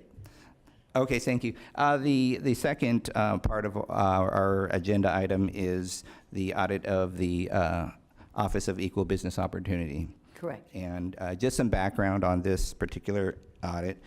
This was a new ordinance that was a result of an approval from the board back in 2018 and became effective as an ordinance in 2019. Internal Audit identified this new ordinance as an opportunity to review that and make sure that ordinance gets implemented effectively. The ordinance does require annual reporting to the board, and when we first tried to audit the accuracy of this report, it had not been issued back in for any of the years for 2019, 20, 21, or 22. We did get the annual report in November of 2023, which was the first of the annual reportings. So after some time that our audit was suspended, the board did instruct internal audit to review that report. Is it accurate, and are we in compliance with the ordinance? The report that was submitted has three parts. It has our audit results, and we provided an appendix, which is the actual participation report that was submitted to the board in November. And then the third part is a response from the department. And that's important because the department's response gives their position of what they think of the report. It does acknowledge that there are differences in our report. It does concur with our recommendations, and it gives us a clear idea of what the corrective action will be, so we can follow up on that. Our objectives for the Office of Business, the OEBO audit, was to look at the participation report and determine if it was accurate and reliable. We also wanted to review for compliance with all of the ordinance requirements. We did have a total of 9 audit findings and 18 recommendations. Typically what happens is when we have a finding, we will have a recommendation that addresses the condition and one that addresses the cause. So you can double the recommendations anytime you have findings, because we want to be sure what's causing that it gets resolved. Of those 9 findings and 18 recommendations, we provide some detail on, again, what's happening, why is it happening, and we reference the benchmarks or the participation report, the requirements of the ordinance, is that in compliance, and the consequences or the risks of having those conditions. Those are detailed in the audit report.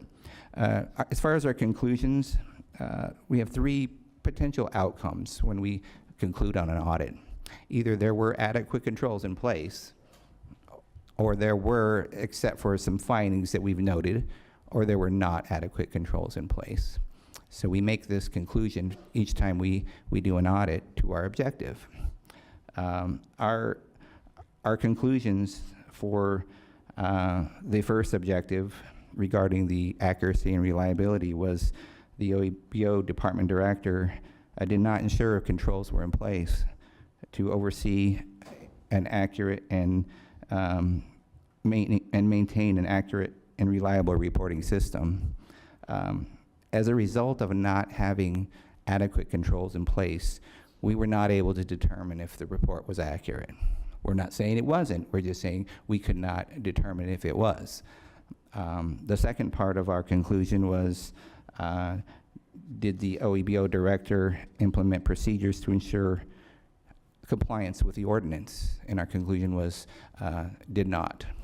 So this was for the period of January 2019 to September of 2022, so for the duration of the participation report.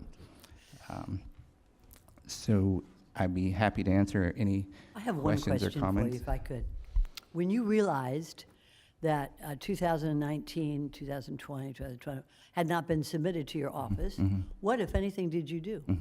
So when we first, as I was an audit manager back then, and when we first discovered that there was no reporting, we worked with the department, and there was an effort to try and get some report out. And there were some challenges with that, so we suspended the audit and waited for a report to come out.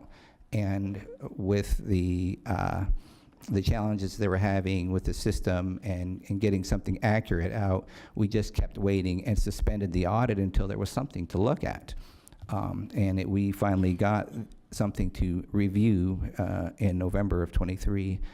So it just remained in a suspended status until we were able to come out. What do you report to, sir? I'm sorry?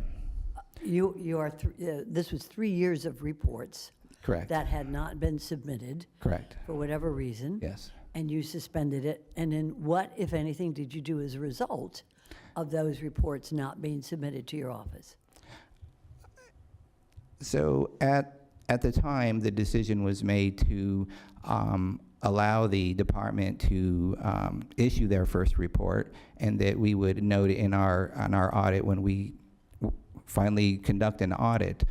Since that didn't happen for a number of years, the updates get communicated to the audit committee, and we provide them in our quarterly report that says, here's the status of each of these audits. And I believe that's how I was up here last time, because it was the result of one of our quarterly reports that showed this audit was in a suspended mode, and I was called up to ask, well, what's going on here?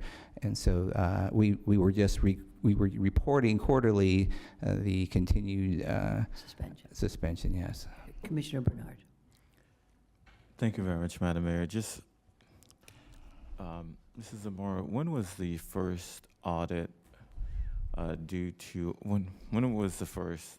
I guess when they were supposed to submit the first report to us. Right. So the mandate is to submit at least annually to the board, and so the ordinance became effective in 2019. So it would be annually after that became effective. So in 2020, just want to make sure, like, what effort did the office do to get the report, and then for you to audit it, and then for your office to submit that to us? So now we would know what's the status of the OEBO. So when we first got the participation report submitted to the board in November, we engaged the audit to. No, I'm talking about in 2020. Like, so they're supposed to submit something in 2020. I just want to know, like, so what did the office do in 2020 to notify us that, hey, they have not submitted the report, and we should be made aware of that? Right. To my knowledge, and I think it's something the board had made a comment on a previous meeting, that it would have been helpful to get updates each year if there was challenges with the computer system that had constraints, if there were concerns of submitting an accurate report, and that's why the reports weren't submitted. I think the board would have liked to hear that, and I'm not sure they had any input from the department. I mean, I believe staff may be here I'm if just they saying want to. from the auditor's perspective, I understand the department is required to submit a report, and you're supposed to audit it. And kind of like, I just want to know, what did your office do to make us to be aware of it in 2020 and in 2021? And then because I want to know your efforts. Yes. And then so in that way, that will help us. That's fair. Yes, I think under back then when we were experiencing no. Let me ask you a question. I know you weren't the director then, Right. so I think that I don't want to put it on you, because that's you weren't the director at that time. So if you can kind of like help us understand, like, what's the process to notify us if a department is not submitting a report that you need to do your audit? Yes, thank you. I think what we should have done is issue a report when we first discovered that there was no participation submitted to the board. We should have issued an audit report, and that should have gone the same route through the audit committee and then eventually receive and file to the board. I think we decided at the time, the office decided that we would wait and just report that fact when we actually received the report. But addition to that, we do submit in our quarterly reports to the audit committee the status of our audits, and that continued to be on each quarterly report showing what's the update, where are we at, and then those quarterly reports get submitted to the board as well. Okay. And did you submit to the audit review committee that they weren't providing the reports to you? Yes, we were, and that became of just each quarter. What's the update? What's the status now? And it was pretty much the same status for a number of quarters until we got a report to look at. Thank you very much. Thank you very much, Commissioner Bernard. Vice Mayor Marino, you're recognized. Just as a follow-up, I believe there was a board directive several months ago that was, the question asked was, per our ordinances, when a new ordinance is put in place or an existing ordinance is already in place, there are reporting requirements.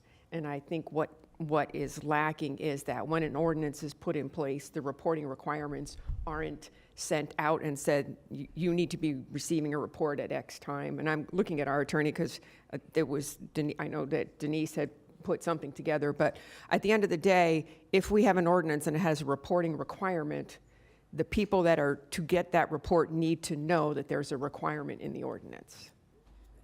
Yeah, and I was just a little bit concerned because I don't believe EBO ordinance said that the report would go directly to the auditor.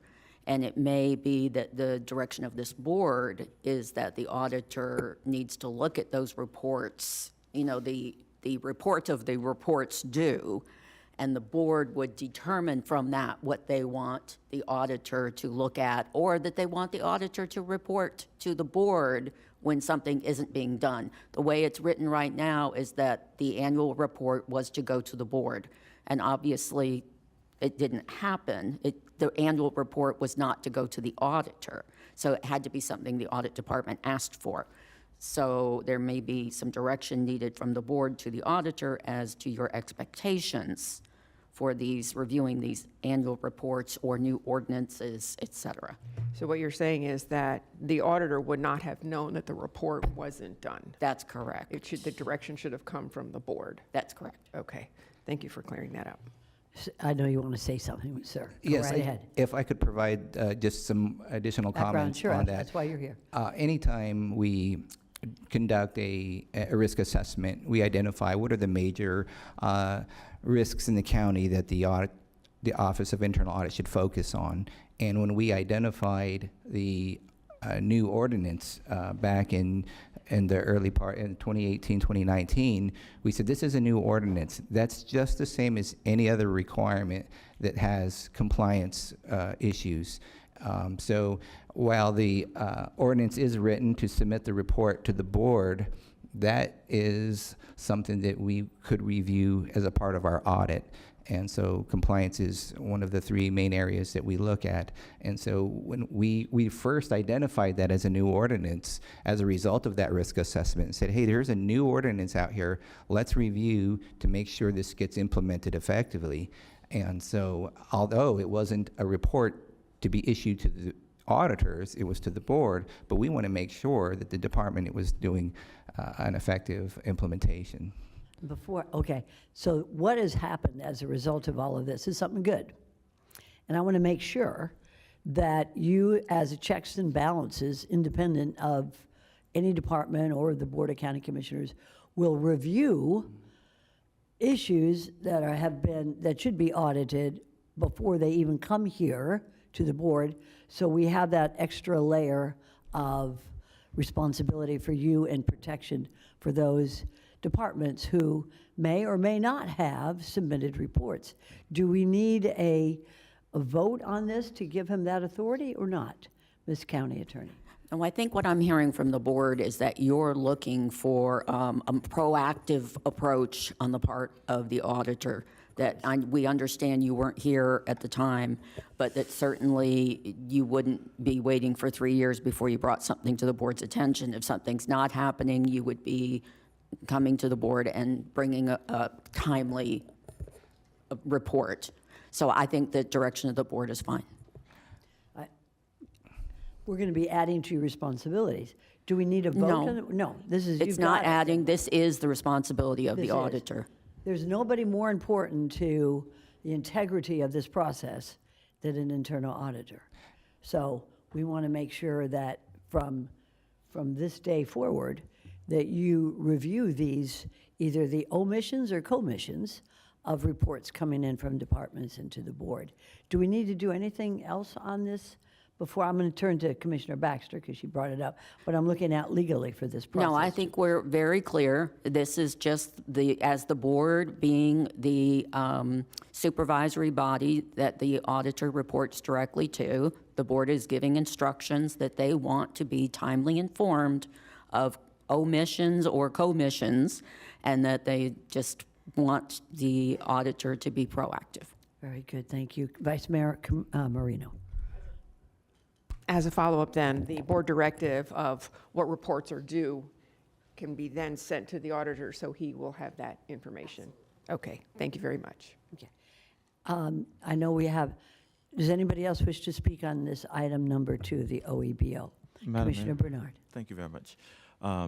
I guess, Mrs. Zamora, just want to make sure, how does the administration provide you more of a list that shows the reporting that are due, so in that way you're made aware of that? I'm just trying to figure out, is there a way to do a spreadsheet, or I'm just trying to figure out what's the best way for us to move forward, to know, for you to know exactly, okay, well, you know what, OEBO's got this report that needs to be done annually, or HED, so in that way you're provided that, and then so in that way you can kind of like proactively make that audit risk assessment.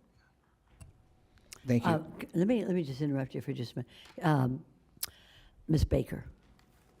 I was simply going to follow up that we do meet with not only the new auditor, but the old auditor as well on an annual basis. He meets with them, with my ACAs, as well as department heads. He has not, we happen to meet in one of the other ACA meetings, but I've met with other auditors, and they do a risk assessment. It's like, where do you have concerns? So we tell them. And normally, if we're aware of something, we will ask them to go in and look at it.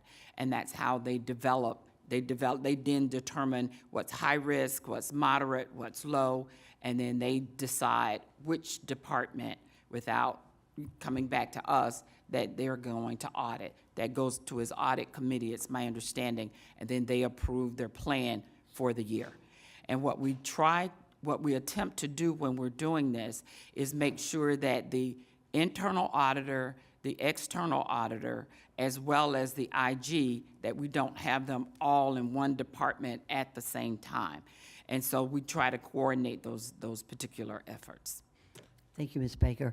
I think Commissioner Bernard, were you speaking? Yeah, I'm just trying to figure out, like, I just want to make sure that we need to be able to compile a list of all of the reports that are due, and for administration to be able to provide that to the internal auditor, and then so in that way he would know whether or not those reports are being done, and then he can submit those reports to us, or not, or he can do his audit report just to make sure. That's what I would like to figure out. How can we do that? You should have, as an internal auditor, all the reports that you should review, that you in your job description should review before it goes anywhere else. So let me ask you this: are there any departments that you do not review, sir? So each department that's under the umbrella of the BCC is a department that we can potentially audit. No, not that you can potentially audit, but that you do or do not audit. What we all, I think, want to do is to make sure that we know that you're auditing everything, okay? I mean, or at least those items that come under the internal audit review as a check and balance. I'm not sure how practical that is, but I looked to the administrator earlier because I thought that there was a method that the county uses to compile all the requirements, the ordinance requirements? If there's not, yes, we should establish some sort of database of all the reporting requirements for all the ordinances for the departments, so that we could have a list to say, these are all requirements, and incorporate that into our risk assessment. I'm not sure if the county does anything like that, but it certainly is a good advice to compile that list that we could have as part of our risk assessment. Okay, I think we were with Commissioner Bernard. Yeah, if it's possible, County Attorney, if there's a way that, I think probably, I don't know how you can assist us with administration. We had at one time done a list of all the reports based on all the ordinances. We actually went through Muni Code, the county attorney's office, and compiled a spreadsheet that had all the reports. And I think this board was just talking about having the auditor confirm that the reports that were due were actually submitted, not auditing them all, just confirming that they were done, and then following up if you didn't see one. So I think that's what we were talking about. I think that administration was also working on some electronic solution. I don't know if that has been completed yet, but there is a list of reports right now, and there may be an electronic list of reports that may even be more complete. But that is something that we can certainly provide. Very good. Thank you. That's a good suggestion. Ms. Baker, you want to respond? That is correct. ISS was putting together a database of information that was received from the county attorney's office. So that database should be there and ready. We can absolutely share it. Very good. Thank you, Ms. Baker. Vice Mayor Marino, and then Commissioner Baxter and Commissioner Weiss. Thank you. So going back to the board directive of the reporting requirements, basically all we're asking is that you all, the three hires that the Board of County Commissioners has, the attorney, the auditor, and the county administrator, you all need to talk to each other. We all need to know that the reports have been submitted. Now, auditing the reports and submitting the reports are two totally different things. We're not asking for an audit of all the reports. We are asking that we are made aware if a report is submitted or not submitted. At that point in time, we can ask for an auditing of the report. But if there are 47 reports due once a month and times that by 12, you can't possibly audit all of that. Our job here as a Board of County Commissioners is to make sure that the ordinances are fulfilled and that the reports are issued and that we get the reports, the auditor gets the reports, you all get the reports, but we have to know that the ordinances are being done as they are required. So it's not about auditing every report. It's about making sure that the reports were received. And we get copies of those. We can read them. If there's something in them that brings up a question, then we can then say to the auditor, we would like you to further review this. So I think that probably, I think we're done with that one. Okay, thank you. Okay, Commissioner Baxter, you're recognized. Thank you, Mayor. Were you finished reviewing this section? Yes, as far as the OEBO audit, yes, I went over the objectives and the conclusions that we had, yes. So a few questions I had. When you asked for the reports, what was the response? When we first engaged the audit and asked for the reports, the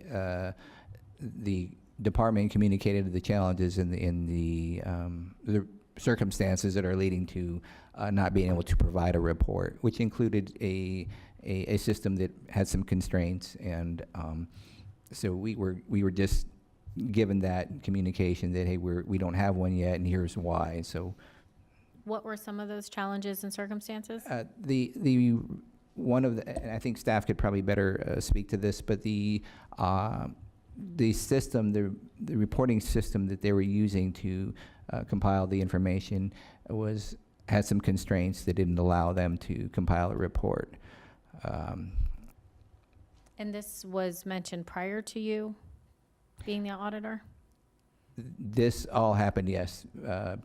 About 3 years ago is when we first tried to audit this report. So when we were notified that there isn't a report, then we suspended the audit until there was one.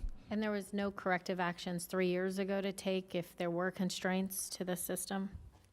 I think the department continue to work on getting a report out.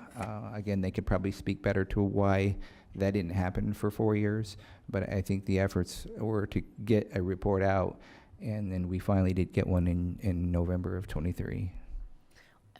What were the financial impacts of this not being followed properly? Potential financial impacts? Not exactly certain of financial impacts, but I can tell you that some of the effects of not reporting or not having an accurate or reliable report can affect confidence that we are operating an effective, or we are implementing an ordinance effectively. And this particular ordinance was to ensure equal opportunity with the county in the procurement process. And so by not having a report to say are we meeting our goals, or what's the progress of this program, there may be some issues with confidence in an effective reporting. Mr. Zamora, so on one of the report that we received, it says, so what were the supporting details? What amount didn't match the annual report? The report showed differences, and the large amount that it was a large amount of $6.6 million different than what difference in reporting. But I want to be clear, because that amount is over a 4-year period, and so each year in total it's actually probably less than 1% difference. So we're talking about a large amount. So while 6.6 million sounds like a lot, again, it's over a 4-year period, and each year, if you compare that, it's really not material, as it is. It's about 1%. I disagree that 6.6 million isn't a lot, but we'll leave that there for now. So what controls are we looking at now going forward, that we've had this lack of following an ordinance, we've had potential financial impacts of not having reporting done properly? What's the solution?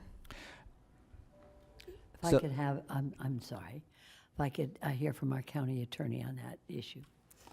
I just wanted to supplement the response about the effects of not reporting accurately. This was a very specific ordinance that was based on documentation and disparities that were verified by an independent consultant. It was and is really important that we keep accurate statistics to justify and demonstrate going forward that the methodology that the expert laid out for us is actually working to remedy the defects. So there are reasons why it is important that the statistics are accurate. May I, Mayor? Hold on just 1 second. I know Ms. Baker wants to speak, if you don't mind, Commissioner Baxter. Administrator Baker? I do agree. When we speak to $1.1 billion being expended, and the difference between the percentages that should have been allocated between SMWBE equated to less than 1% off, I agree, every dollar counts. And we want to make sure that our reporting is accurate. I believe that when the auditors came in, people were leaving the office, et cetera. No excuse, but human errors do occur. When they were looking for the backup documentation to support what was in the system, a segment of it was taken out because it was either exempt or non-exempt, one or the other. And so they didn't, which the auditor recommended, you have a cutoff date, which we have implemented. Anytime you are dealing with the books, if you go in and run the report at a particular time and you don't have a cutoff, people go in, they may change it for whatever various reasons. And so they did not submit additional backup equating to the 6.6 million. The backup is there, It is submitted, it was submitted to the auditor, and he informed us that when he comes back, his office comes back for follow-up, they will then verify that information. So $6.6 million is a lot when I'm trying to balance the budget. However, when we look at the comparison, those dollars were not lost. They were not totally unaccounted for. They were unaccounted for during the time frame they should have been accounted for and the auditor was looking for, but we have that information. Mayor, if I may, I have No, several. the floor is yours. Administrator Baker, how are we certain without proper reporting that those dollars were not lost? Because the actual expenditure of the funds between the department, invoice department, the individuals that are supposed to sign off on their Schedule 4, they will contact you if they're not paid. And so we have not, I'm not aware, I'm only aware of something that was recently made aware of on a couple of Saturdays ago.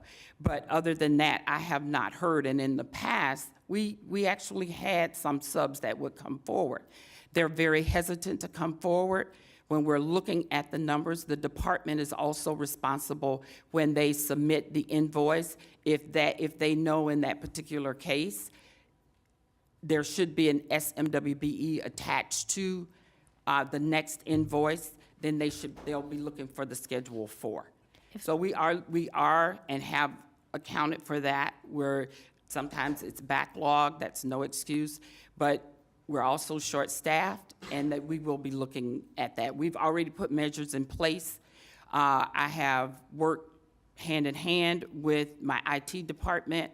We've modified how the departments put things in and clearly identify where Schedule 2s are found, where Schedule 4s are found. Schedule 3s are also submitted. This board was gracious enough to give us funds to buy a new software.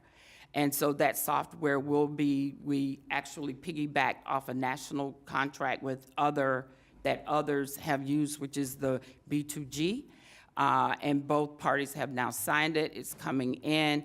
And a lot of this will also be corrected because it will be the vendor that then puts all of this information into the system. So we are going with B2G? Yes, we are. And also, I wanted to follow up on that. Why now? Why, I mean, if we knew reports because of an inadequate software were not being filed for the past 3 or 4 years, why now are we able to find this information that couldn't be located before? I'm not aware that it could not have been located before. They weren't turning in reports, were they not? And that was the excuse. It was, I guess the ISS was working, and I know no one wants to hear this, but there was a period in time after the first year that we did have to address COVID, and the department, along with ISS, turned their efforts toward making sure that we created portals that people could go in, we could keep small business afloat, and to also expend those federal dollars within a timely manner. That's just the facts of what it was. That's still no excuse. We understand that, and we believe currently our in-house system can do the reporting. This board wanted us to move more toward a software that was being utilized with solid waste because you were comfortable with that. We were able to move forward with that, and we have B2G, the contract signed, so we'll be working with them in order to make the appropriate training. And some of it is also training because we had a lot of people, especially right after COVID, that left our departments. And we got new people coming in, and we need to do a better job at training. And what other corrective actions have been taken?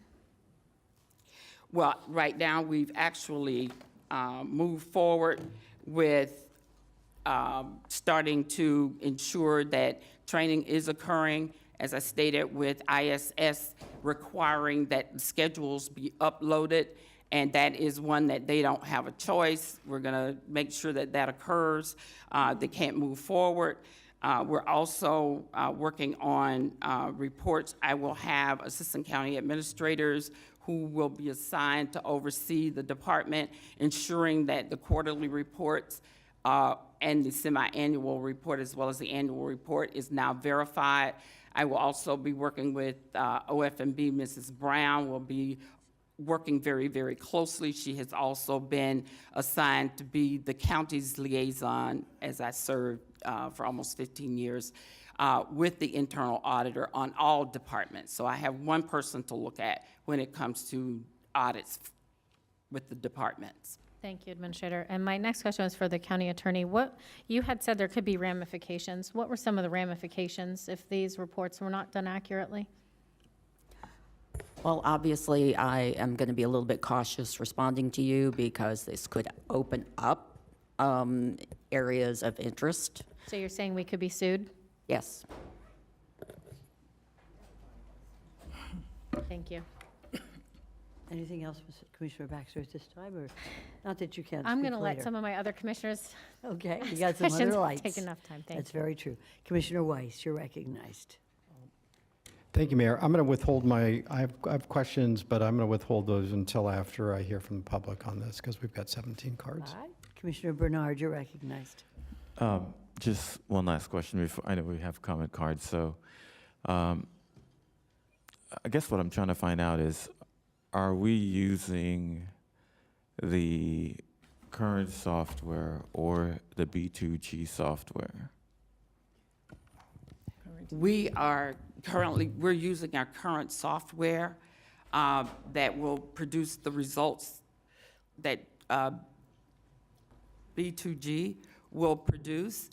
But until we get B2G on board, we need to continue inputting the data into our existing system so that we can keep track of what's going on until the new program is implemented and properly trained. When did this board give you like the direction to move with the software with B2G? It was during the budget process. During the budget process? Yes, sir. Like when is that? When was that? Do you remember?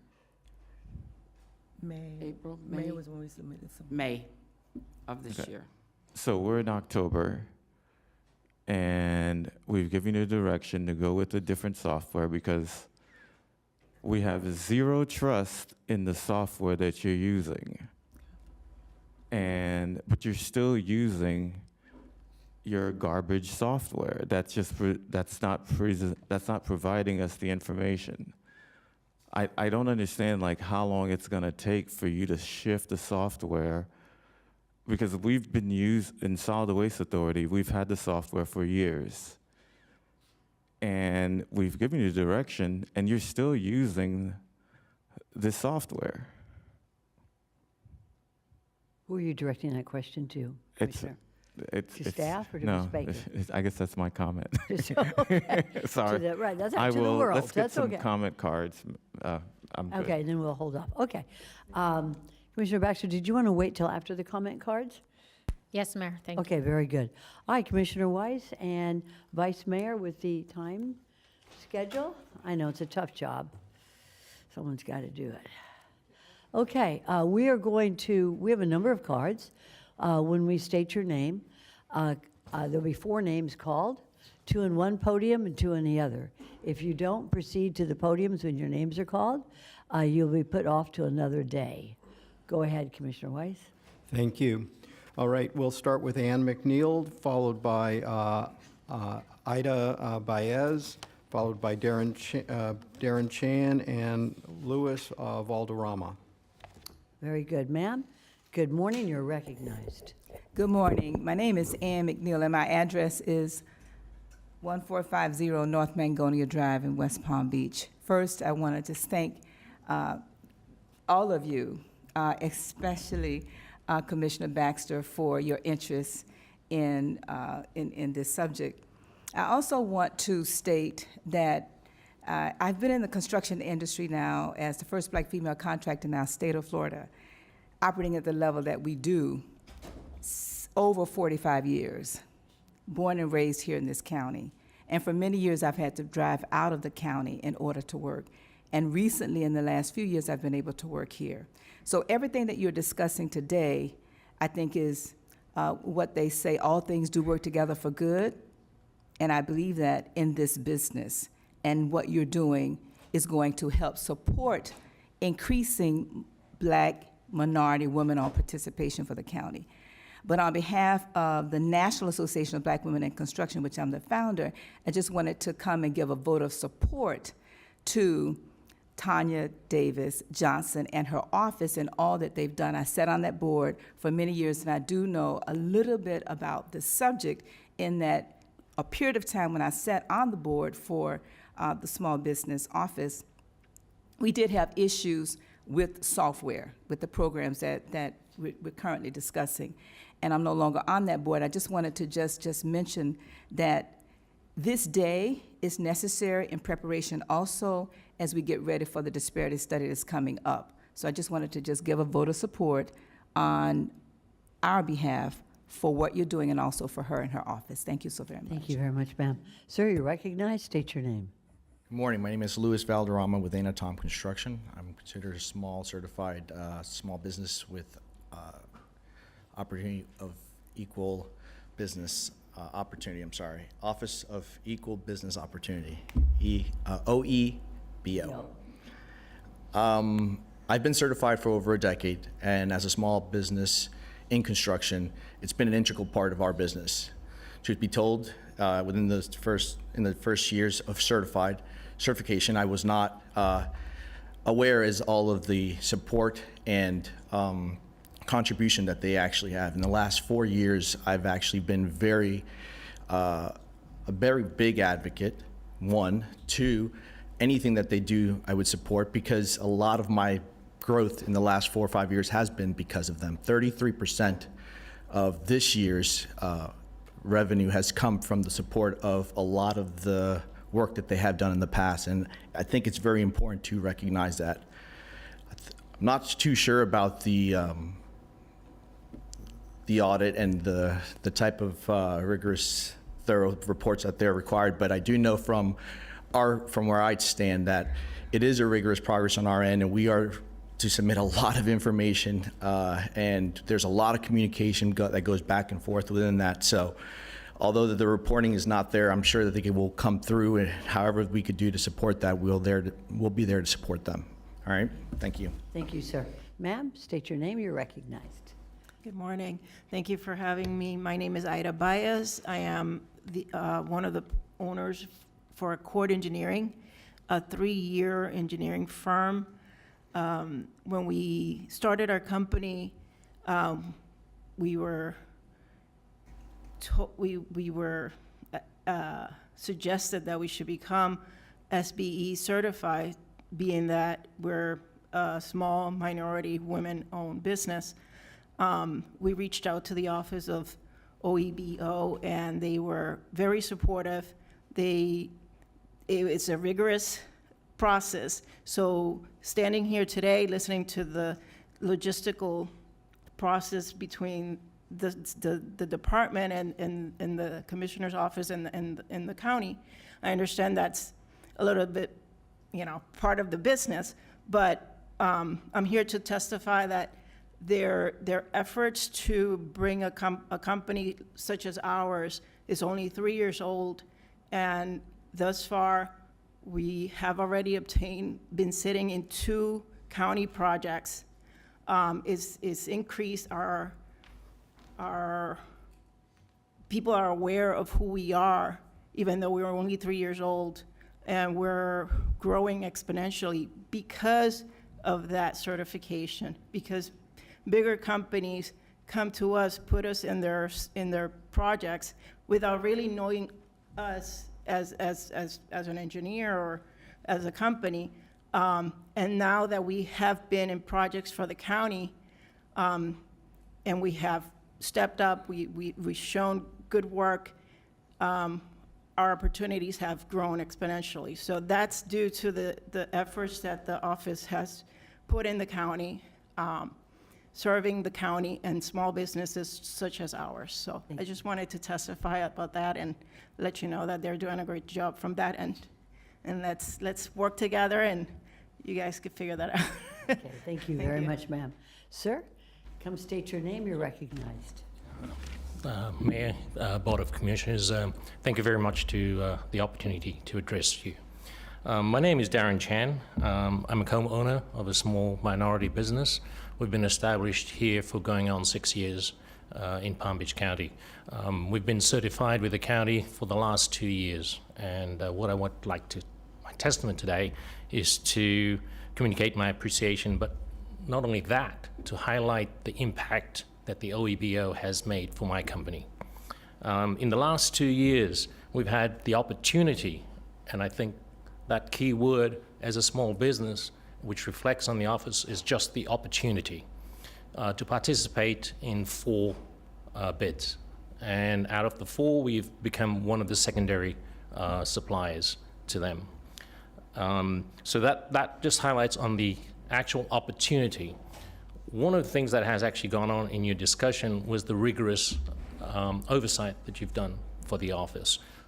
And as the last 2 speakers have said, that has filtered down, because as a business owner myself, the process that we go through to become certified forces us as small businesses to become better, right? To perform better. This has a far-reaching impact not only within the county economy, but also on the private sector. And that is where I'd like to turn an attention to the impact that the OEBO has made in terms of the private sector also for me. In the last year, we managed to secure, through one of the events, a strategic partnership with one of the sponsors for an OEBO event. Through that sponsorship, we were able to secure a major contract with an out-of-state company coming out of New York. That opportunity led to a contract which we successfully completed, and now we're in talks to not only do more work within the county, but Florida, and they've invited us to go out of state also. So we're very appreciative of that. That project also allowed us to not only foster the platform that the OEBO gives us, we were able to bring in subcontractors. These are other small Palm Beach County subcontractors into that one contract, which gave us the opportunity to become almost like the primes. That is just out of that. We were currently in the process now of bidding on 3 other county projects. So that is just the straight impact that they've given to us. I wanted to round it off by saying within my company we have also a small R&D section. At the last event, we got in contact through one of the workshops about future funding, and as of last week we were admitted into the Florida Small Business Development Center at FAU, or what they call the Tech Series. Okay, and this is all coming out of the opportunities given to us by the OEBO. I wanted to round this off by saying, with a quote, yes, Isaac Einstein made the comment, "If I have sinned further, it is by standing on the shoulders of giants." Right? Beautiful. Thank you so much, You're sir. familiar with that, and that is what the OEBO gives us. Thank you. Thank you so much, sir. All Well right. spoken.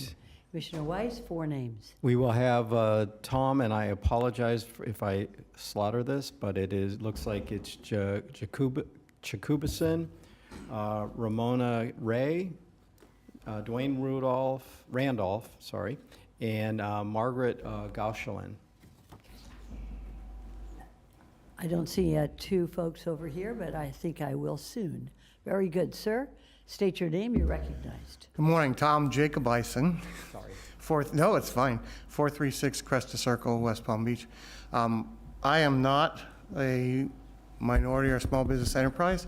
I represent Wharton Smith. I'm an area manager, and we've had a great opportunity to work with the OEBO and all the members and what they do for us. What they allowed us to do is to meet people like Dwayne and Remine and Lebelo and Anna Tom, who spoke a minute ago. So before I go into that, I'd like to thank Ms. Baker for what you said about, it may not be an excuse or a reason, but reminding us all of the pandemic and the pandemonium in the years 20 and 21. A lot of things got lost and mixed up back then. But also I'm thankful and grateful that because of today, you guys are now going to implement a new procedure that says, hey, we need a whole list. Who needs to report? Did the report get missed? Or even an advance notification, your report's coming up in 3 months, and just make sure you get it in.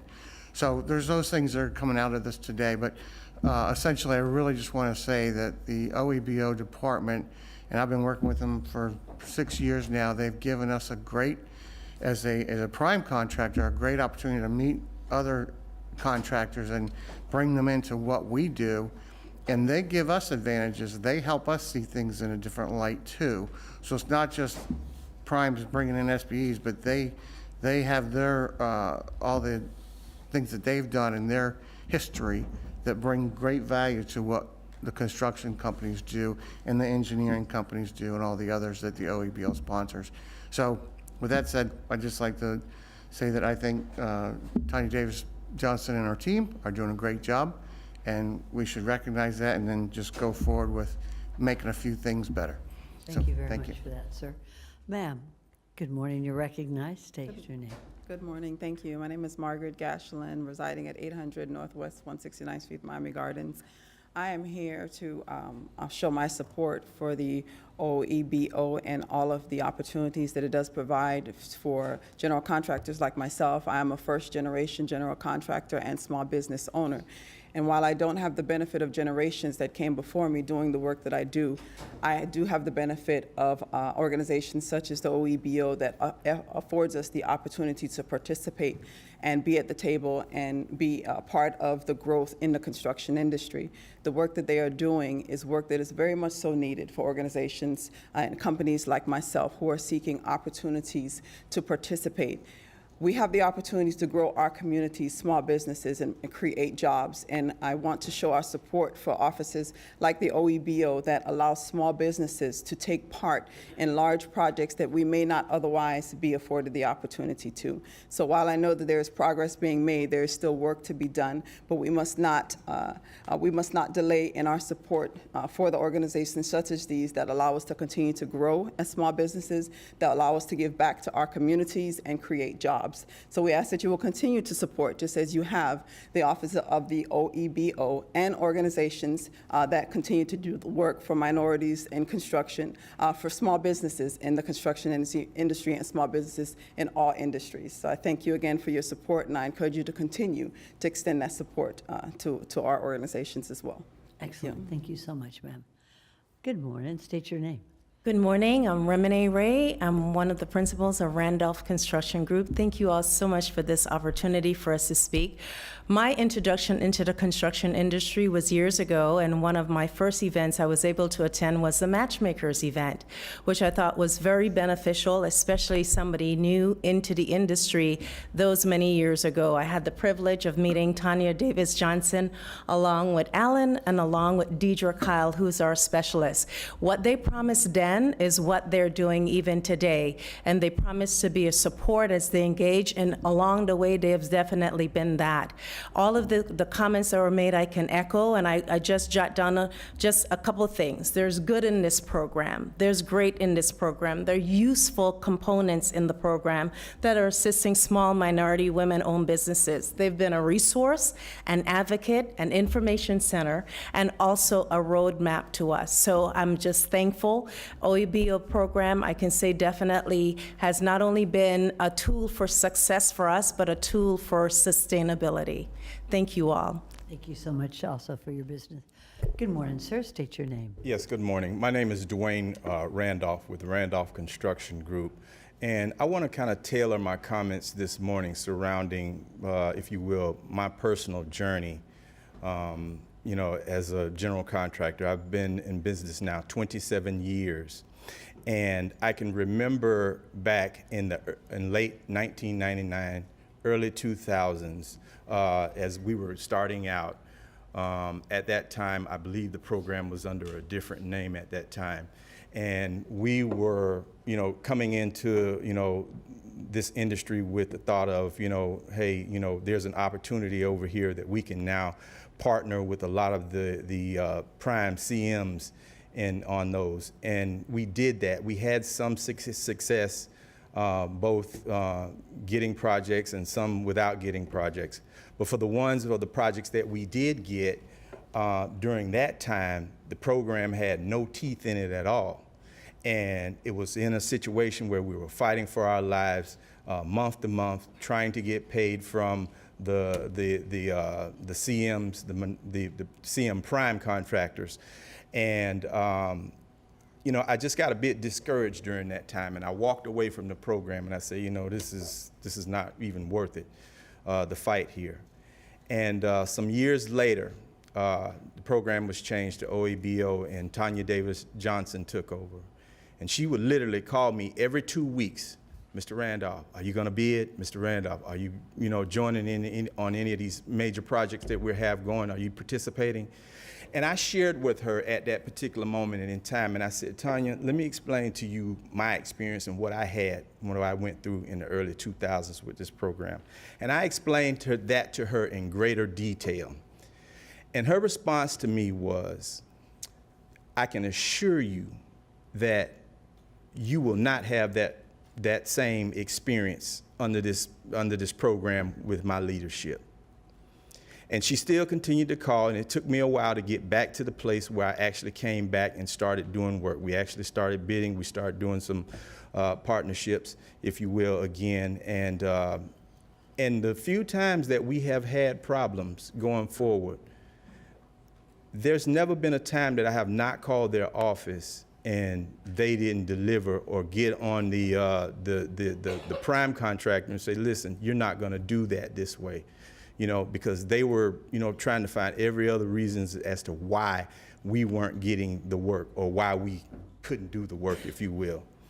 And so based out of that, their office, there's two things we're looking at here. And I hear everything that's being said, and I understand the audit and what it represents and the efficacy of that, what an audit does, if you will. But there's another side to this that I don't think that you all have measured, because there's two sides to every story. And what should happen is there should be an audit, if you will, of everyone who's in this particular program. And I guarantee you that you would see a very different side of it if you had both sides of the story to be able to weigh what the efficacy of what their numbers says, and also what we are telling you, everyone is telling you here today, of how wonderful the program is. Thank you very much So for we your thank you. testimony. Thank you, sir. Could we have 4 more names? Yes, we're going to start with Margaret Anglin, Tina White, Karen Bauman, and Dwight Stevenson. Okay, come on up. If you're not here, we'll see you another day. Ma'am, good morning. State your name. You're recognized. Good morning, Margaret Anglin, and I am the owner of Mr. Wireman Electric. And it was really important for me this morning to be here because as a woman in the construction industry, it is very difficult to get started. I've been on this track now for 26 years, and I'm only got certified in 2012. And it is through this program that I was able to overcome many of the hurdles that I had in starting my business. I struggled before that, but because of the Office of Small Business, and I'm always screwing those letters up, so I'm gonna leave them alone. But because of their office, and I, as Dwayne stated before, the constant call, I get calls like, I don't see your name anywhere. Why are you not participating? What can we do to help you to participate? And it's only because of their office why the opportunities that I now participate in, the bottom line that I'm able to have because of the opportunities that they were able to expose me to. So I am here today to extend a sincere support for the office and what they do and how they are diligently working towards helping small business. And I'm going to take it one step further and say women-owned business. They are doing a tremendous job in making sure that at least we have a seat at the table to hear about these things. And I put it out there this morning, yes, there may be things that needs to be fixed, but I think that you should, again, look at both sides of the coin about the benefits that they are providing for small businesses. Small businesses is the backbone of all the communities. And if they're not there to help us when we're falling, and we don't have anywhere to go to say, hey, this and this is happening to me on these platforms, then I think that we'd be doing ourselves a great injustice in not supporting the office. Thank you. Thank you, ma'am. Good morning, ma'am. You're recognized. State your name. My name is Karen Bowman. I'm a head of Street Art Revolution. We're a public... Microphone a little bit lower. Okay, There you go. sorry about that. My name is Karen Bowman. I am the head of Street Art Revolution. We are a public art company that specializes in doing public art with an emphasis on doing culturally sensitive artwork. We worked in various cities, and we happen to be a participant in this program. The program has brought a lot of benefits to us, from the private sector in particular. The certification process is rigorous and has opened the doors for many opportunities for us. One thing I want to emphasize that so many have said here, that the staff is just fantastic. They're very wonderful, very supportive, and although there has been an issue with reporting, the work is being done. You are getting your money's worth out of her staff. They're just fantastic. And I just want you to continue to support this program because you are setting the tone throughout the county for equity in business. And it's extremely important. Many of the cities, when they hear I have the certification, it's just automatic for me to be included in their programs. So please continue to refine, improve, but don't get rid of this program. It has power within it to help people reach equity and economic development for all people here in Palm Beach County. Thank you. Thank you so much, ma'am. Good morning. Good State your morning. My name please. is Tina White, and I am a resident in Riviera Beach. I was actually the lobbyist that lobbied the county commissioners to fund the disparity study. So it's very important to me. I don't think that there is a non-commitment to keep the program. For me, though, my experience has not been the same as the others before you. I don't think my business have had any opportunities for growth. I'm a tire dealer. I am the only woman in Palm Beach County that has ever had a contract with Michelin tires with the manufacturer. But I make all of my money outside of the county, outside of the state of Florida, and that should not be the case.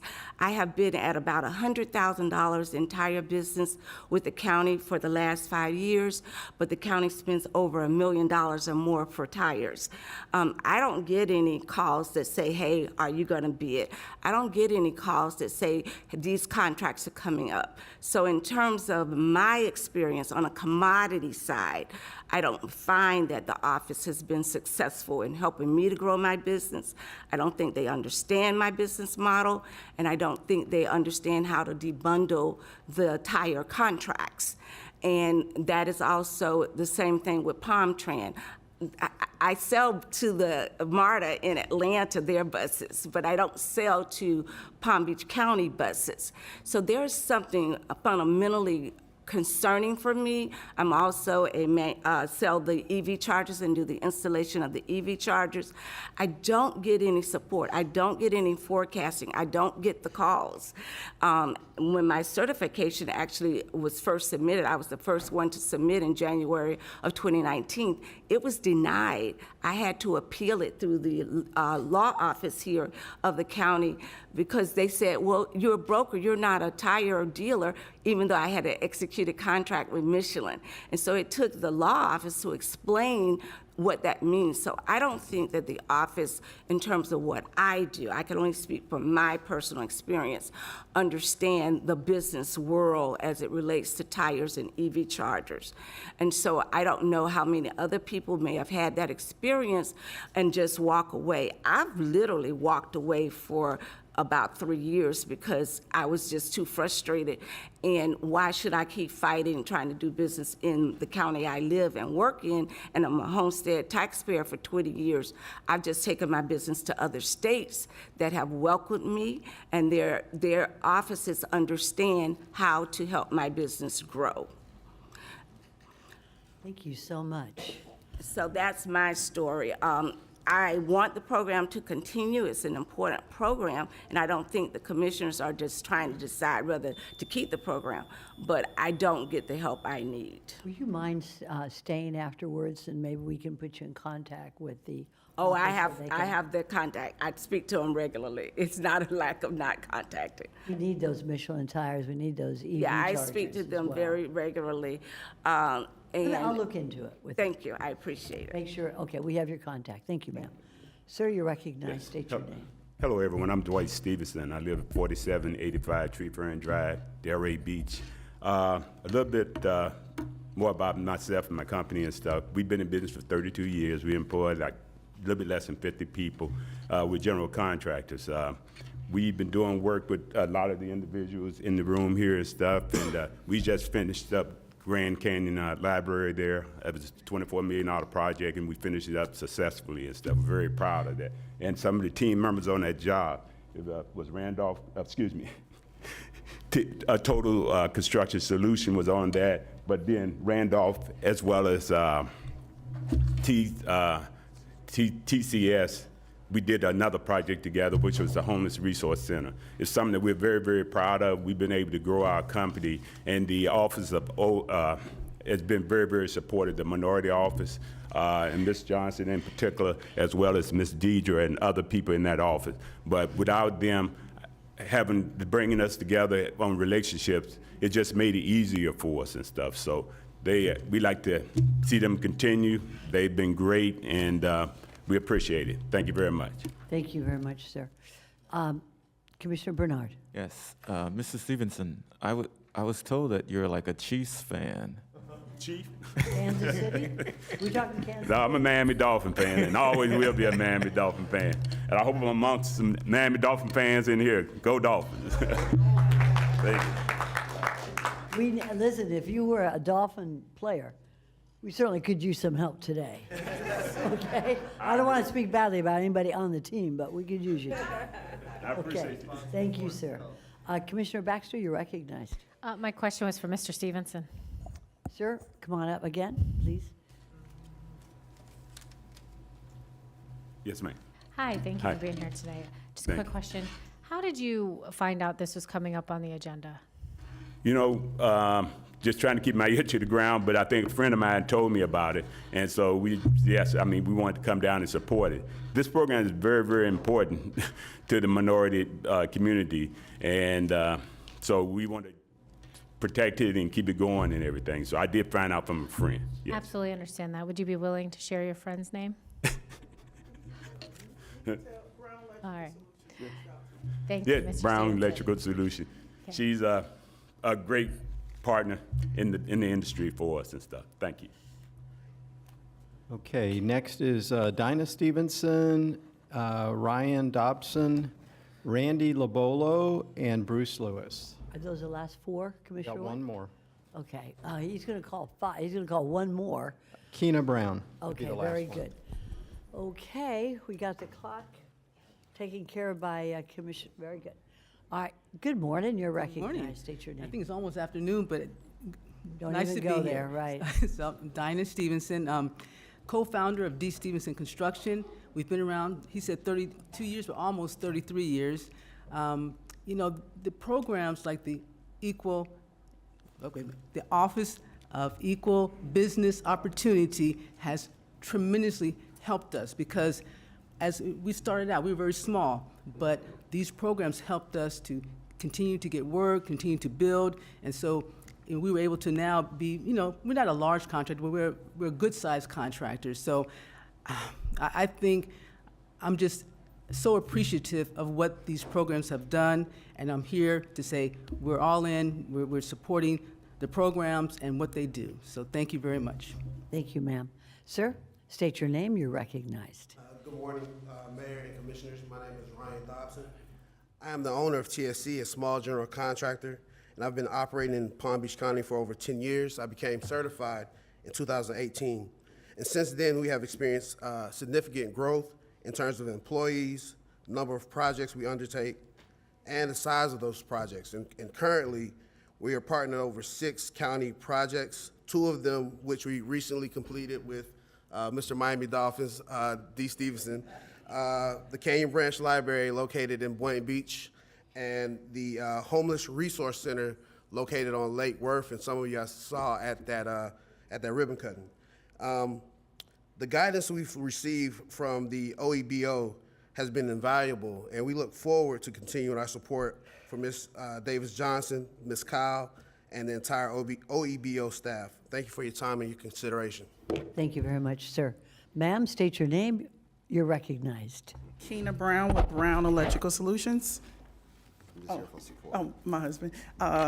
Two quick things. Ms. Baxter asked who invited Dwight Stevenson. It would be me.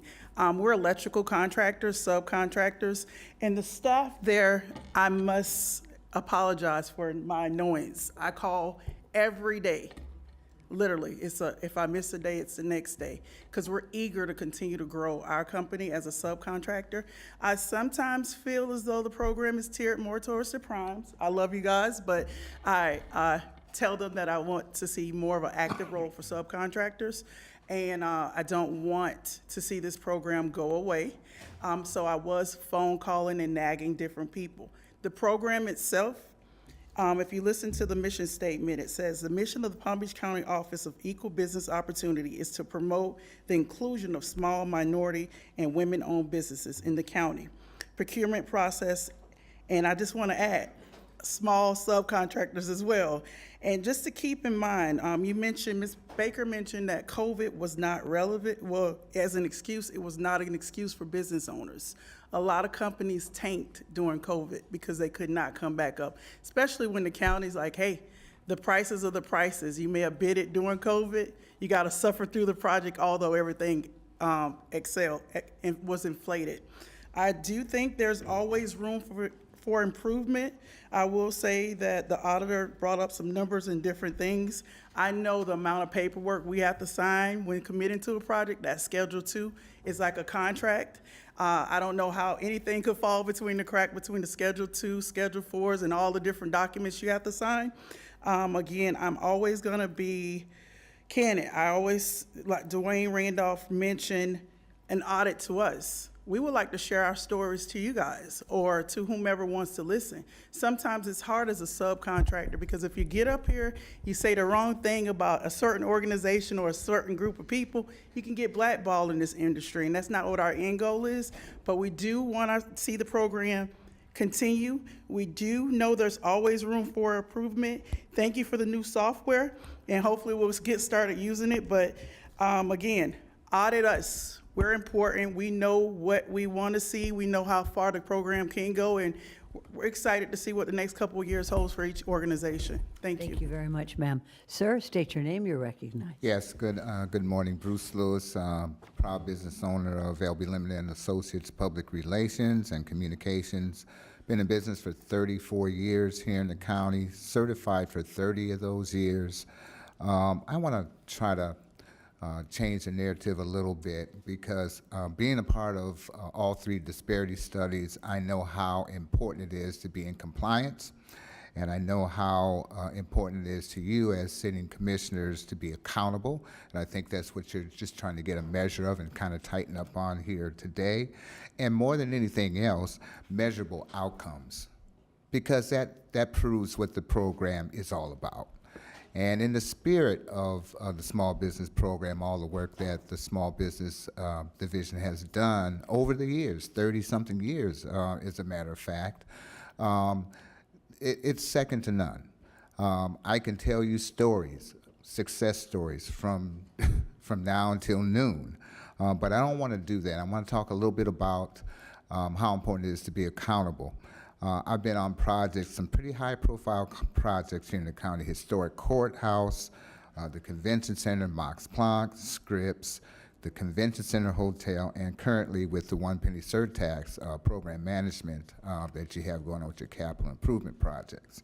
But more than anything else, I think it's very important for you to understand that the Business Matchmaker Conference has been going on for 18 years. And in the spirit of this program, it complements what the program is actually doing.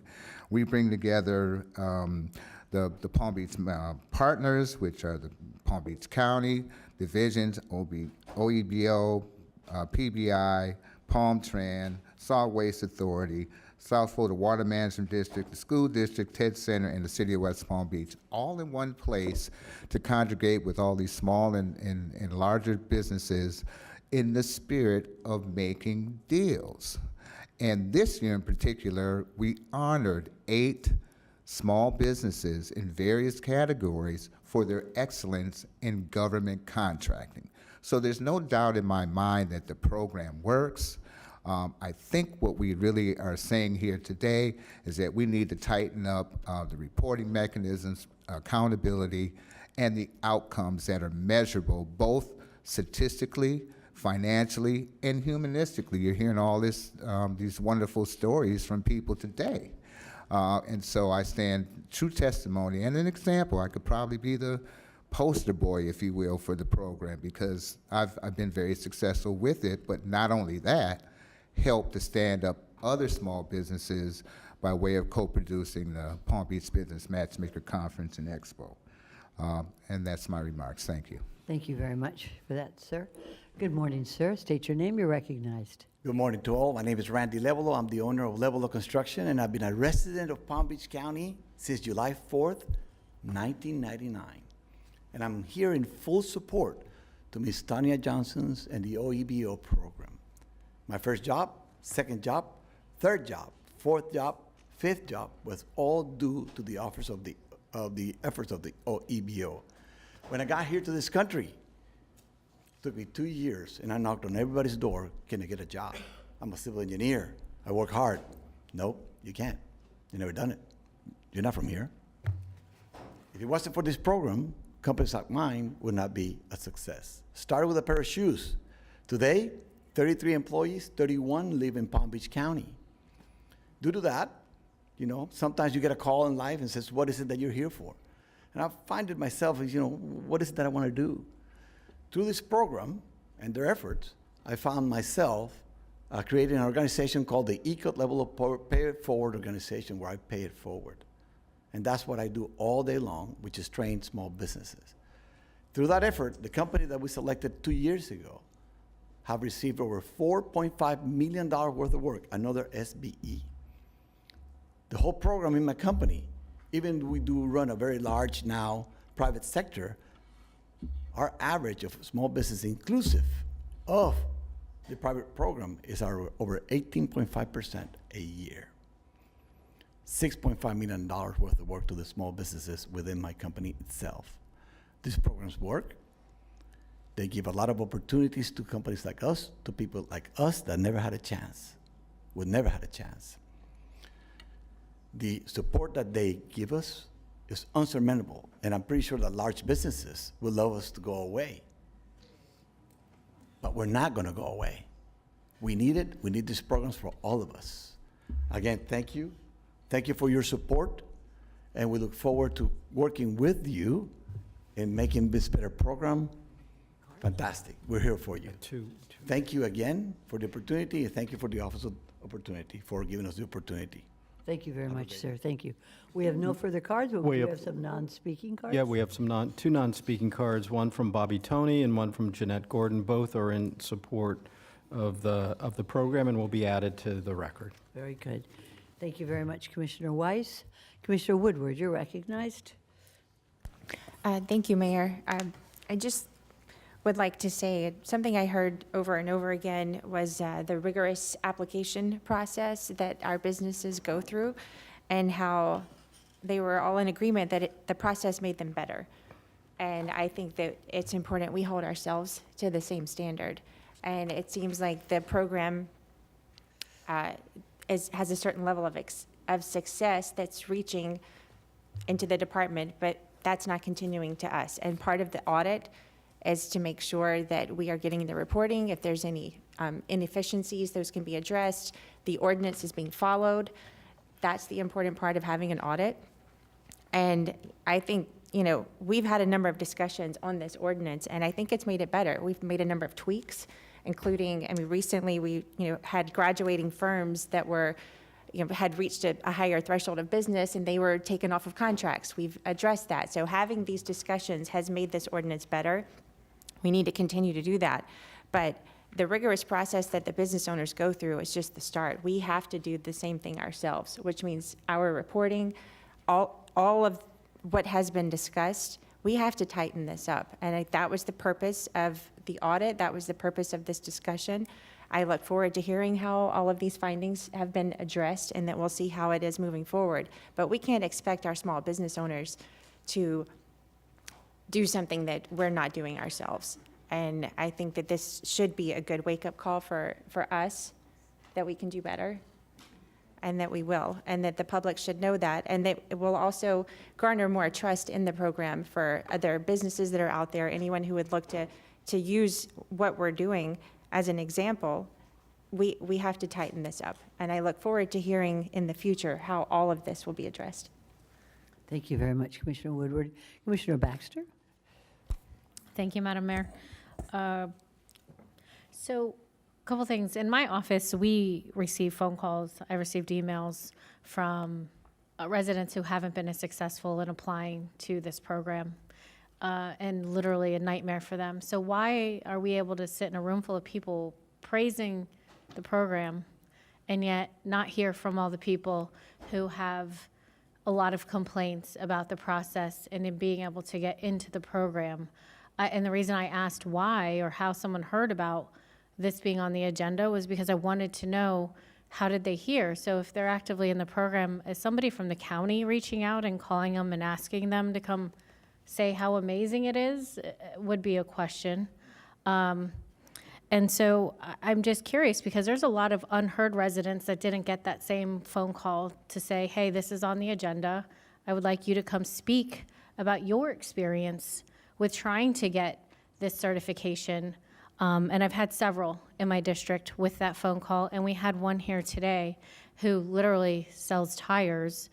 And it was a similar problem, actually. My resident, the very first one I heard from, was actually had a problem with the program not understanding their business as well and getting certified. So there are some problems that are unfortunately unrepresented here today.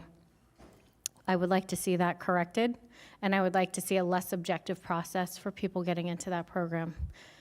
Also, I would like to know if there are favorites, right? Are we picking and choosing who to call upon? I mean, someone here speaking and saying, oh, I didn't get that phone call. Like, who decides who the favorite is? Who gets those phone calls? And why is the director calling people to come in over and over again? That's, I'll leave that one where that is. We can hear from both sides, but people have to know about this. And if we audited every single person in the program, of course they're going to love it. They're making money on it. That's a no-brainer.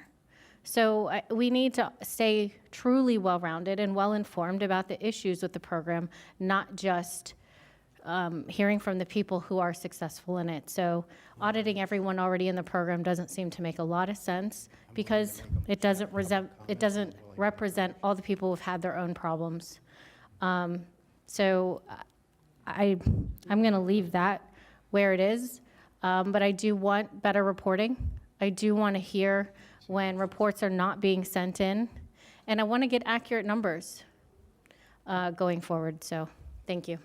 Thank you so much, Commissioner Baxter. Commissioner Weiss, and then Commissioner Bernard. Thank you, Mayor. So going back, and I appreciate hearing from all the folks that came in today, but I want to focus back on the audit that's in front of us and the recommendations. I'm not sure who can answer this question, but this is regarding, we're manually reconciling two different systems. Is that going to end? Are you addressing that to the staff? I'm asking, I guess. The program? Ma'am, come on up and state your name and your position, please. Tanya Davis-Johnson, Director of the Office of Equal Business Opportunity. Good morning, Mayor, Vice Mayor, members of the board, Administrator Baker. So to answer your question, will there be a need for reconciliation of the information that comes from Advantage into whatever system we are using at the time? Yes. I'm wondering if we're going to end up still having two separate systems No, what we will have is until B2G is fully up and operational, ECMS will continue to run. Right. And after it is up and running, tested, verified, ECMS will then go away. The reporting system will solely be the B2G system. So we're not going to have to go between what's in the clerks and what's in your ECMS? No, not what's in, it will be what's from the clerk and what's now going into B2G. But are you going to have to then put the two of them, still continue to put them, manually put them together? Let me make sure I understand your question. Are you asking me, Commissioner, when the new system is in place, will there still need to be a reconciliation of the data that is shared? No, that's not my question. Okay. My question is, right, after you upgrade to the new software, are you all gonna need to manually reconcile two different systems together? Okay, Archie is the IT. Thank you. It's not really an IT question. Archie Satchel, ISS Director. Good morning, everyone. No, so what's going to happen, the Advantage system is a system of record for payments to the prime. That still has to stay that way. To interface to the B2G system, there has to be records that's interfaced to B2G, and then the reporting is done out of B2G. But you still have to reconcile that what was brought into B2G was what Advantage has. So there's still going to be some reconciliation there. Now, can we automate that somewhere? Yes, we can, but I have to be very careful to open an internal system to an external vendor. But we'll look and see how much we can automate that. But more likely, those two systems still need to be reconciled. I understand there's a reconciliation that needs to go on, but I also know that this has not been done automatically, and then it's been done in a manual fashion. No, it's been done now. There's reporting. The reports come from both systems. So the reporting that it's done out of but what ECMS now is automated. It's not a manual. So are we gonna be inputting things twice? Are you telling me then still? No, I don't think so. Not knowing what the B2G system is, it sounds like all the process with the Schedule 2, Schedule 4s, Schedule 3s will be done into the B2G system by the subs that we're trying to reconcile. And then all we're going to do is feed the Advantage payments to B2G, okay, and so they can take care of that. Okay, all right, thank you. And that leads me to Schedule 2s, 4s, and I guess 3s. How are those being done? Are those paper? It's uploaded, yes, sir. Can't that be done? Can't you create an electronic form to do this? We have tried that many times for the subs to do that. It's just paper right now, so hopefully when it moves to this, I don't know if it's going to be automated or not. I cannot support us continuing down this path with paper. Absolutely not. This needs to be an electronic form that people can certify. We certify. I do my tax returns, for goodness sakes, to the federal government, and I'm able to do that electronically and certify to them. For goodness sakes, yeah, so in 2024, it's almost 2025, we can do better. Well, Commissioner, at least with the Schedule 4, we have an option for electronic submission of that document. Now, of course, the Schedule 2 is submitted with a bid, which is a paper submittal right now. That should be electronic too. When that goes electronic, then yes, I would agree that the electronic form for the Schedule 2 could at least Probably be said the submitted. wrong word to me. All right. I think those are, I mean, obviously this audit pointed out some deficiencies, primarily in the area of reporting that we had going on. So I appreciate you all doing that work. I think going forward, also the direction we gave earlier about getting notification of whether reports are not being submitted in a timely fashion that is required under our ordinance, and having your office assist us with that is going to be beneficial to us. I am comfortable now asking that we make a motion to receive and file item 3FF 1A and B. A second. I have a question on that, Commissioner Weiss. You brought up some interesting points. When we do a receive and file, I want to make sure that these points or any other points brought out by other commissioners are part of that. We've been through over an hour of testimony, pro and con, and we see deficiencies in this department. It's not funny. It needs to be corrected, or we'll find someone else to do it. So when you make your motion, Commissioner Weiss, I'd like for you to indicate exactly what points they need to, they need to correct on that receive and file. And you brought them out very, very well with regard to the not using paper and making sure that it is done in a transparent way online. Did you want to make that as part of your receive and file, sir? Well, I think we created a record. We've given direction on how we want our auditor to move forward with us. As it relates to the deficiencies that the report has identified, there's a response from each one from OEBO, and they're going to go back. Then the auditor will go back and re-audit them to ensure that in fact they're complying with what they've been directed to do. So I'm comfortable with that, but I think what's in front of us right now, and if somebody wants to make an additional motion, but what's in front of us on this item is that we're going to receive and file the complete report that we received from the auditor. That's his September quarterly report, and then also his work plan going forward for 2025, which is part of that report. I'd like to recognize the attorney and then Commissioner Bernard. Ms. Kaufman? Just a question to be clear. Did the board want there to be a project for the administrator to make sure that the reporting is going to be electronic from now on, that the forms and that sort of thing? We have actually started already. It's still going to be paper submitted from the prime and then the sub. It will be uploaded, which is being done today by the department into the system. We are readily identifying Schedule 2 and Schedule 4 that's in the system, ECMS. That was a change we made the other night. So yes, we'll be automating as much as possible before we move to B2G. And once we move to B2G, it is my understanding that it will be the prime that will be submitting this information into a system. And so that way, all of the forms are there and they're automated. I guess that answers the question. Commissioner Bernard, you're recognized. Thank you very much, Madam Mayor. Mrs. Zamora, I know earlier I'd asked you, in terms of HED, you said like it would take you about 4 or 5 months to go back to make sure that all of your recommendations have been adopted. Since you've made, I believe, 18 recommendations here, what's a time frame for you that you would be comfortable, so in that way we can give you the direction on, when do you go back to make sure all these recommendations are being followed? Yes, thank you.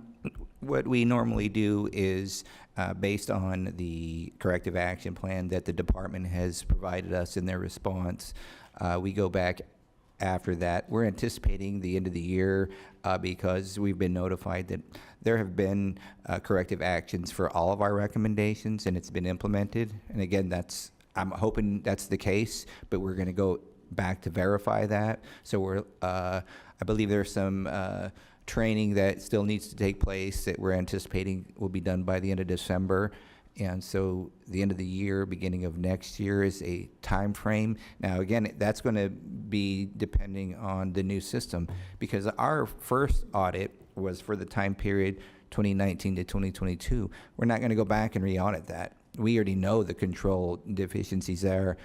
We're going to look at the new system. What controls and measures are in place to correct what we've seen in the past that will lead to an accurate and reliable reporting system, and that will lead to compliance with the ordinance. So if those things are all in place, as we are being notified that the department has addressed all of those, we'll go back at the end of the year, beginning of 2025, and assign a project. And again, we're going to go through each of the recommendations to look at what was the corrective action taken and are the causes resolved. And we're only going to confirm or clear that if we can verify that. Otherwise, it just leads to an open item that will be pending. But if we're going to have a new system, it may depend on when that system's implemented, if we could test those controls. Just real quick, for 2024, I think for auditing for 2024, it still would be under this system. Would that be correct? If I understand your question, since our audit scope was 19 to 22, potentially anything after that period would include the corrective actions that the department had made. So we could look at any reporting after that, because it doesn't make sense to look at the same one and kind of figure out what led to that. That's over. We want to see controls in place to know in the future we have accurate and reporting. And it's important not to minimize the importance of the reporting, because the purpose is to report on the implementation and the progress that we're meeting the goals and objectives of this ordinance. So it's important to know.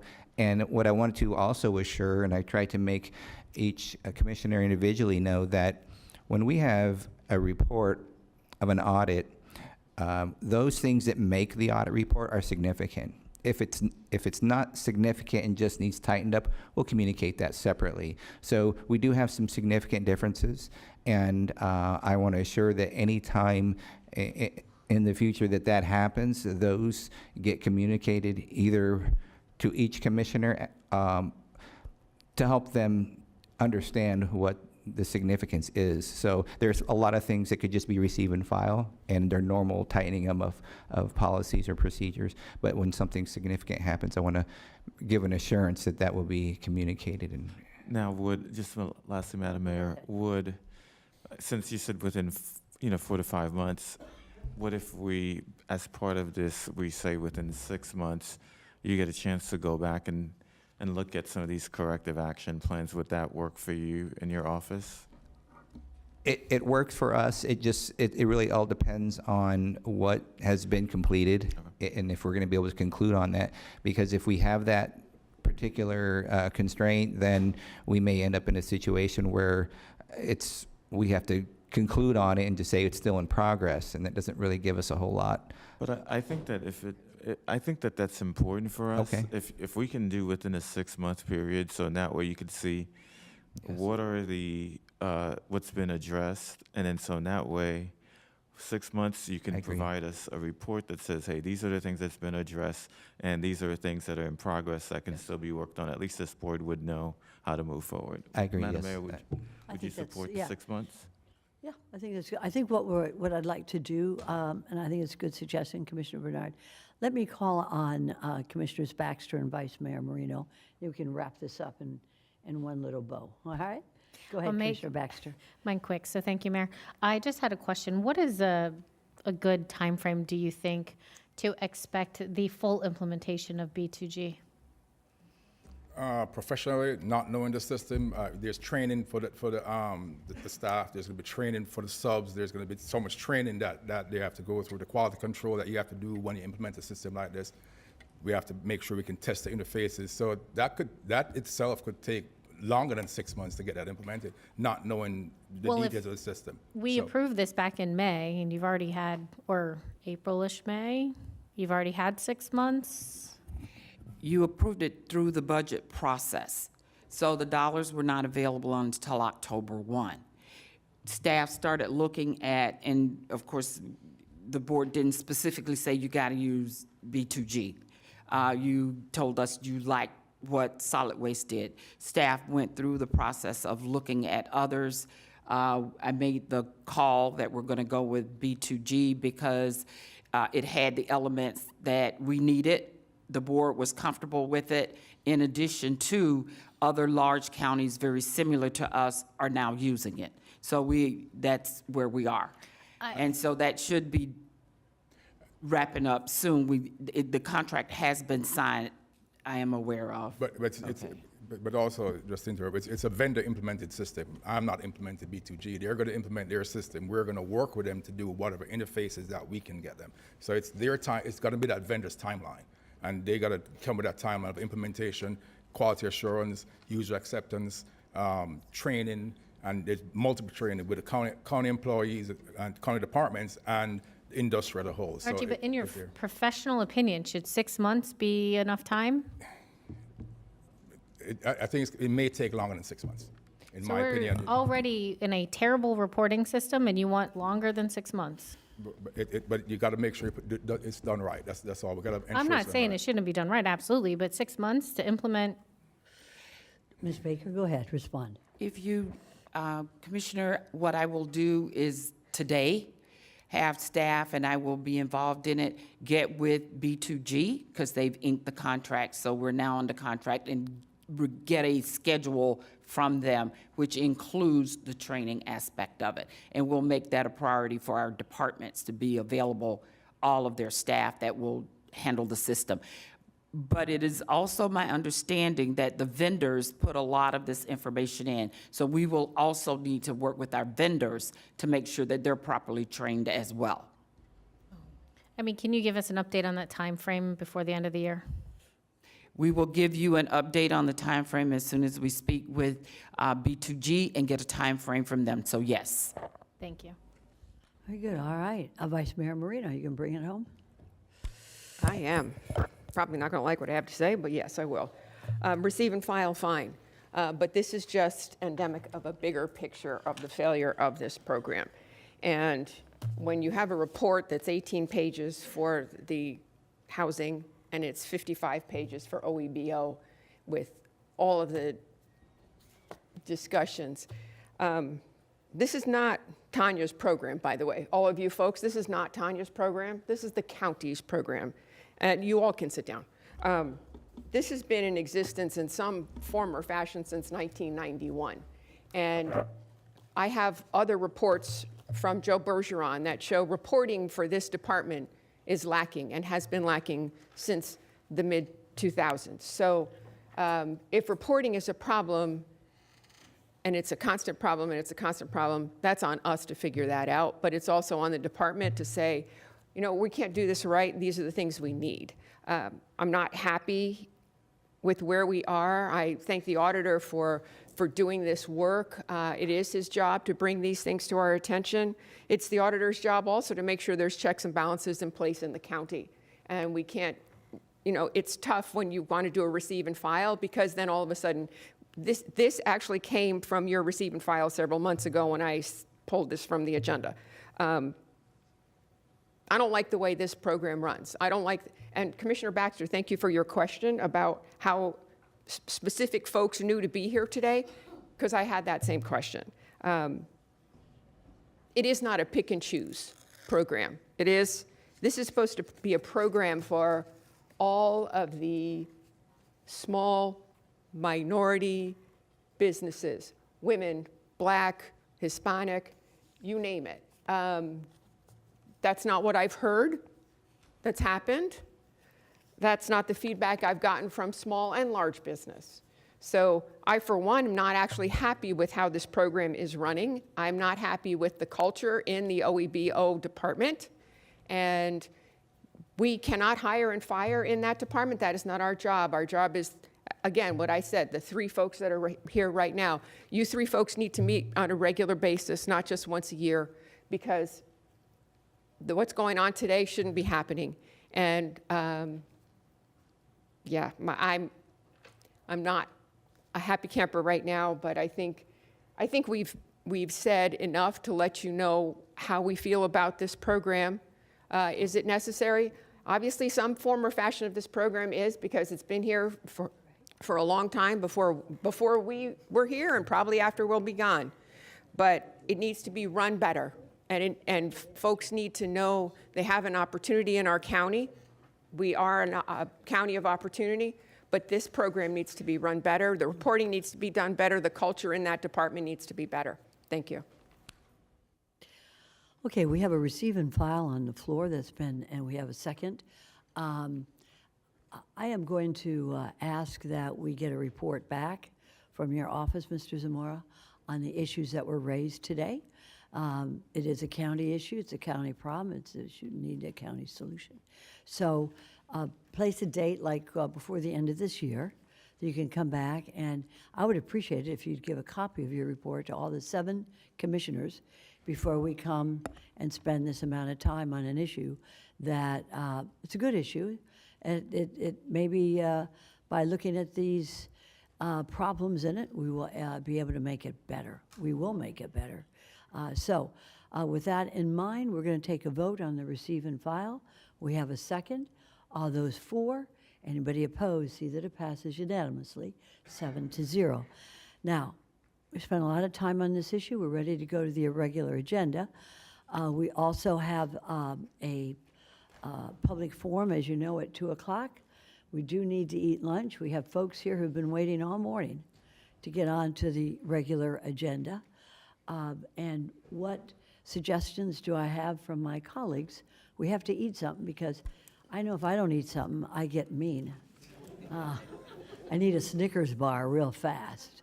So let me hear from my colleagues in terms of, yeah, we do have a press conference, and they're waiting for us. But let me hear from my colleagues in terms of we have to take care of business, and we also need to eat.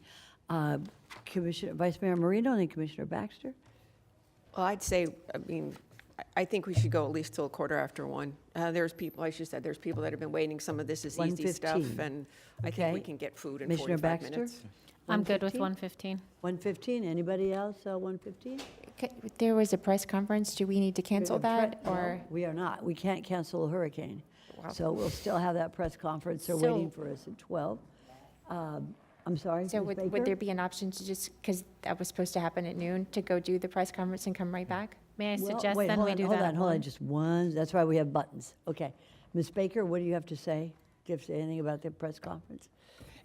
The press conference, we thought we'd wrap up by noon, but if we could go do the press conference, give the board time to Good. grab a bite to eat and come back maybe 1:15? 1:15 it is.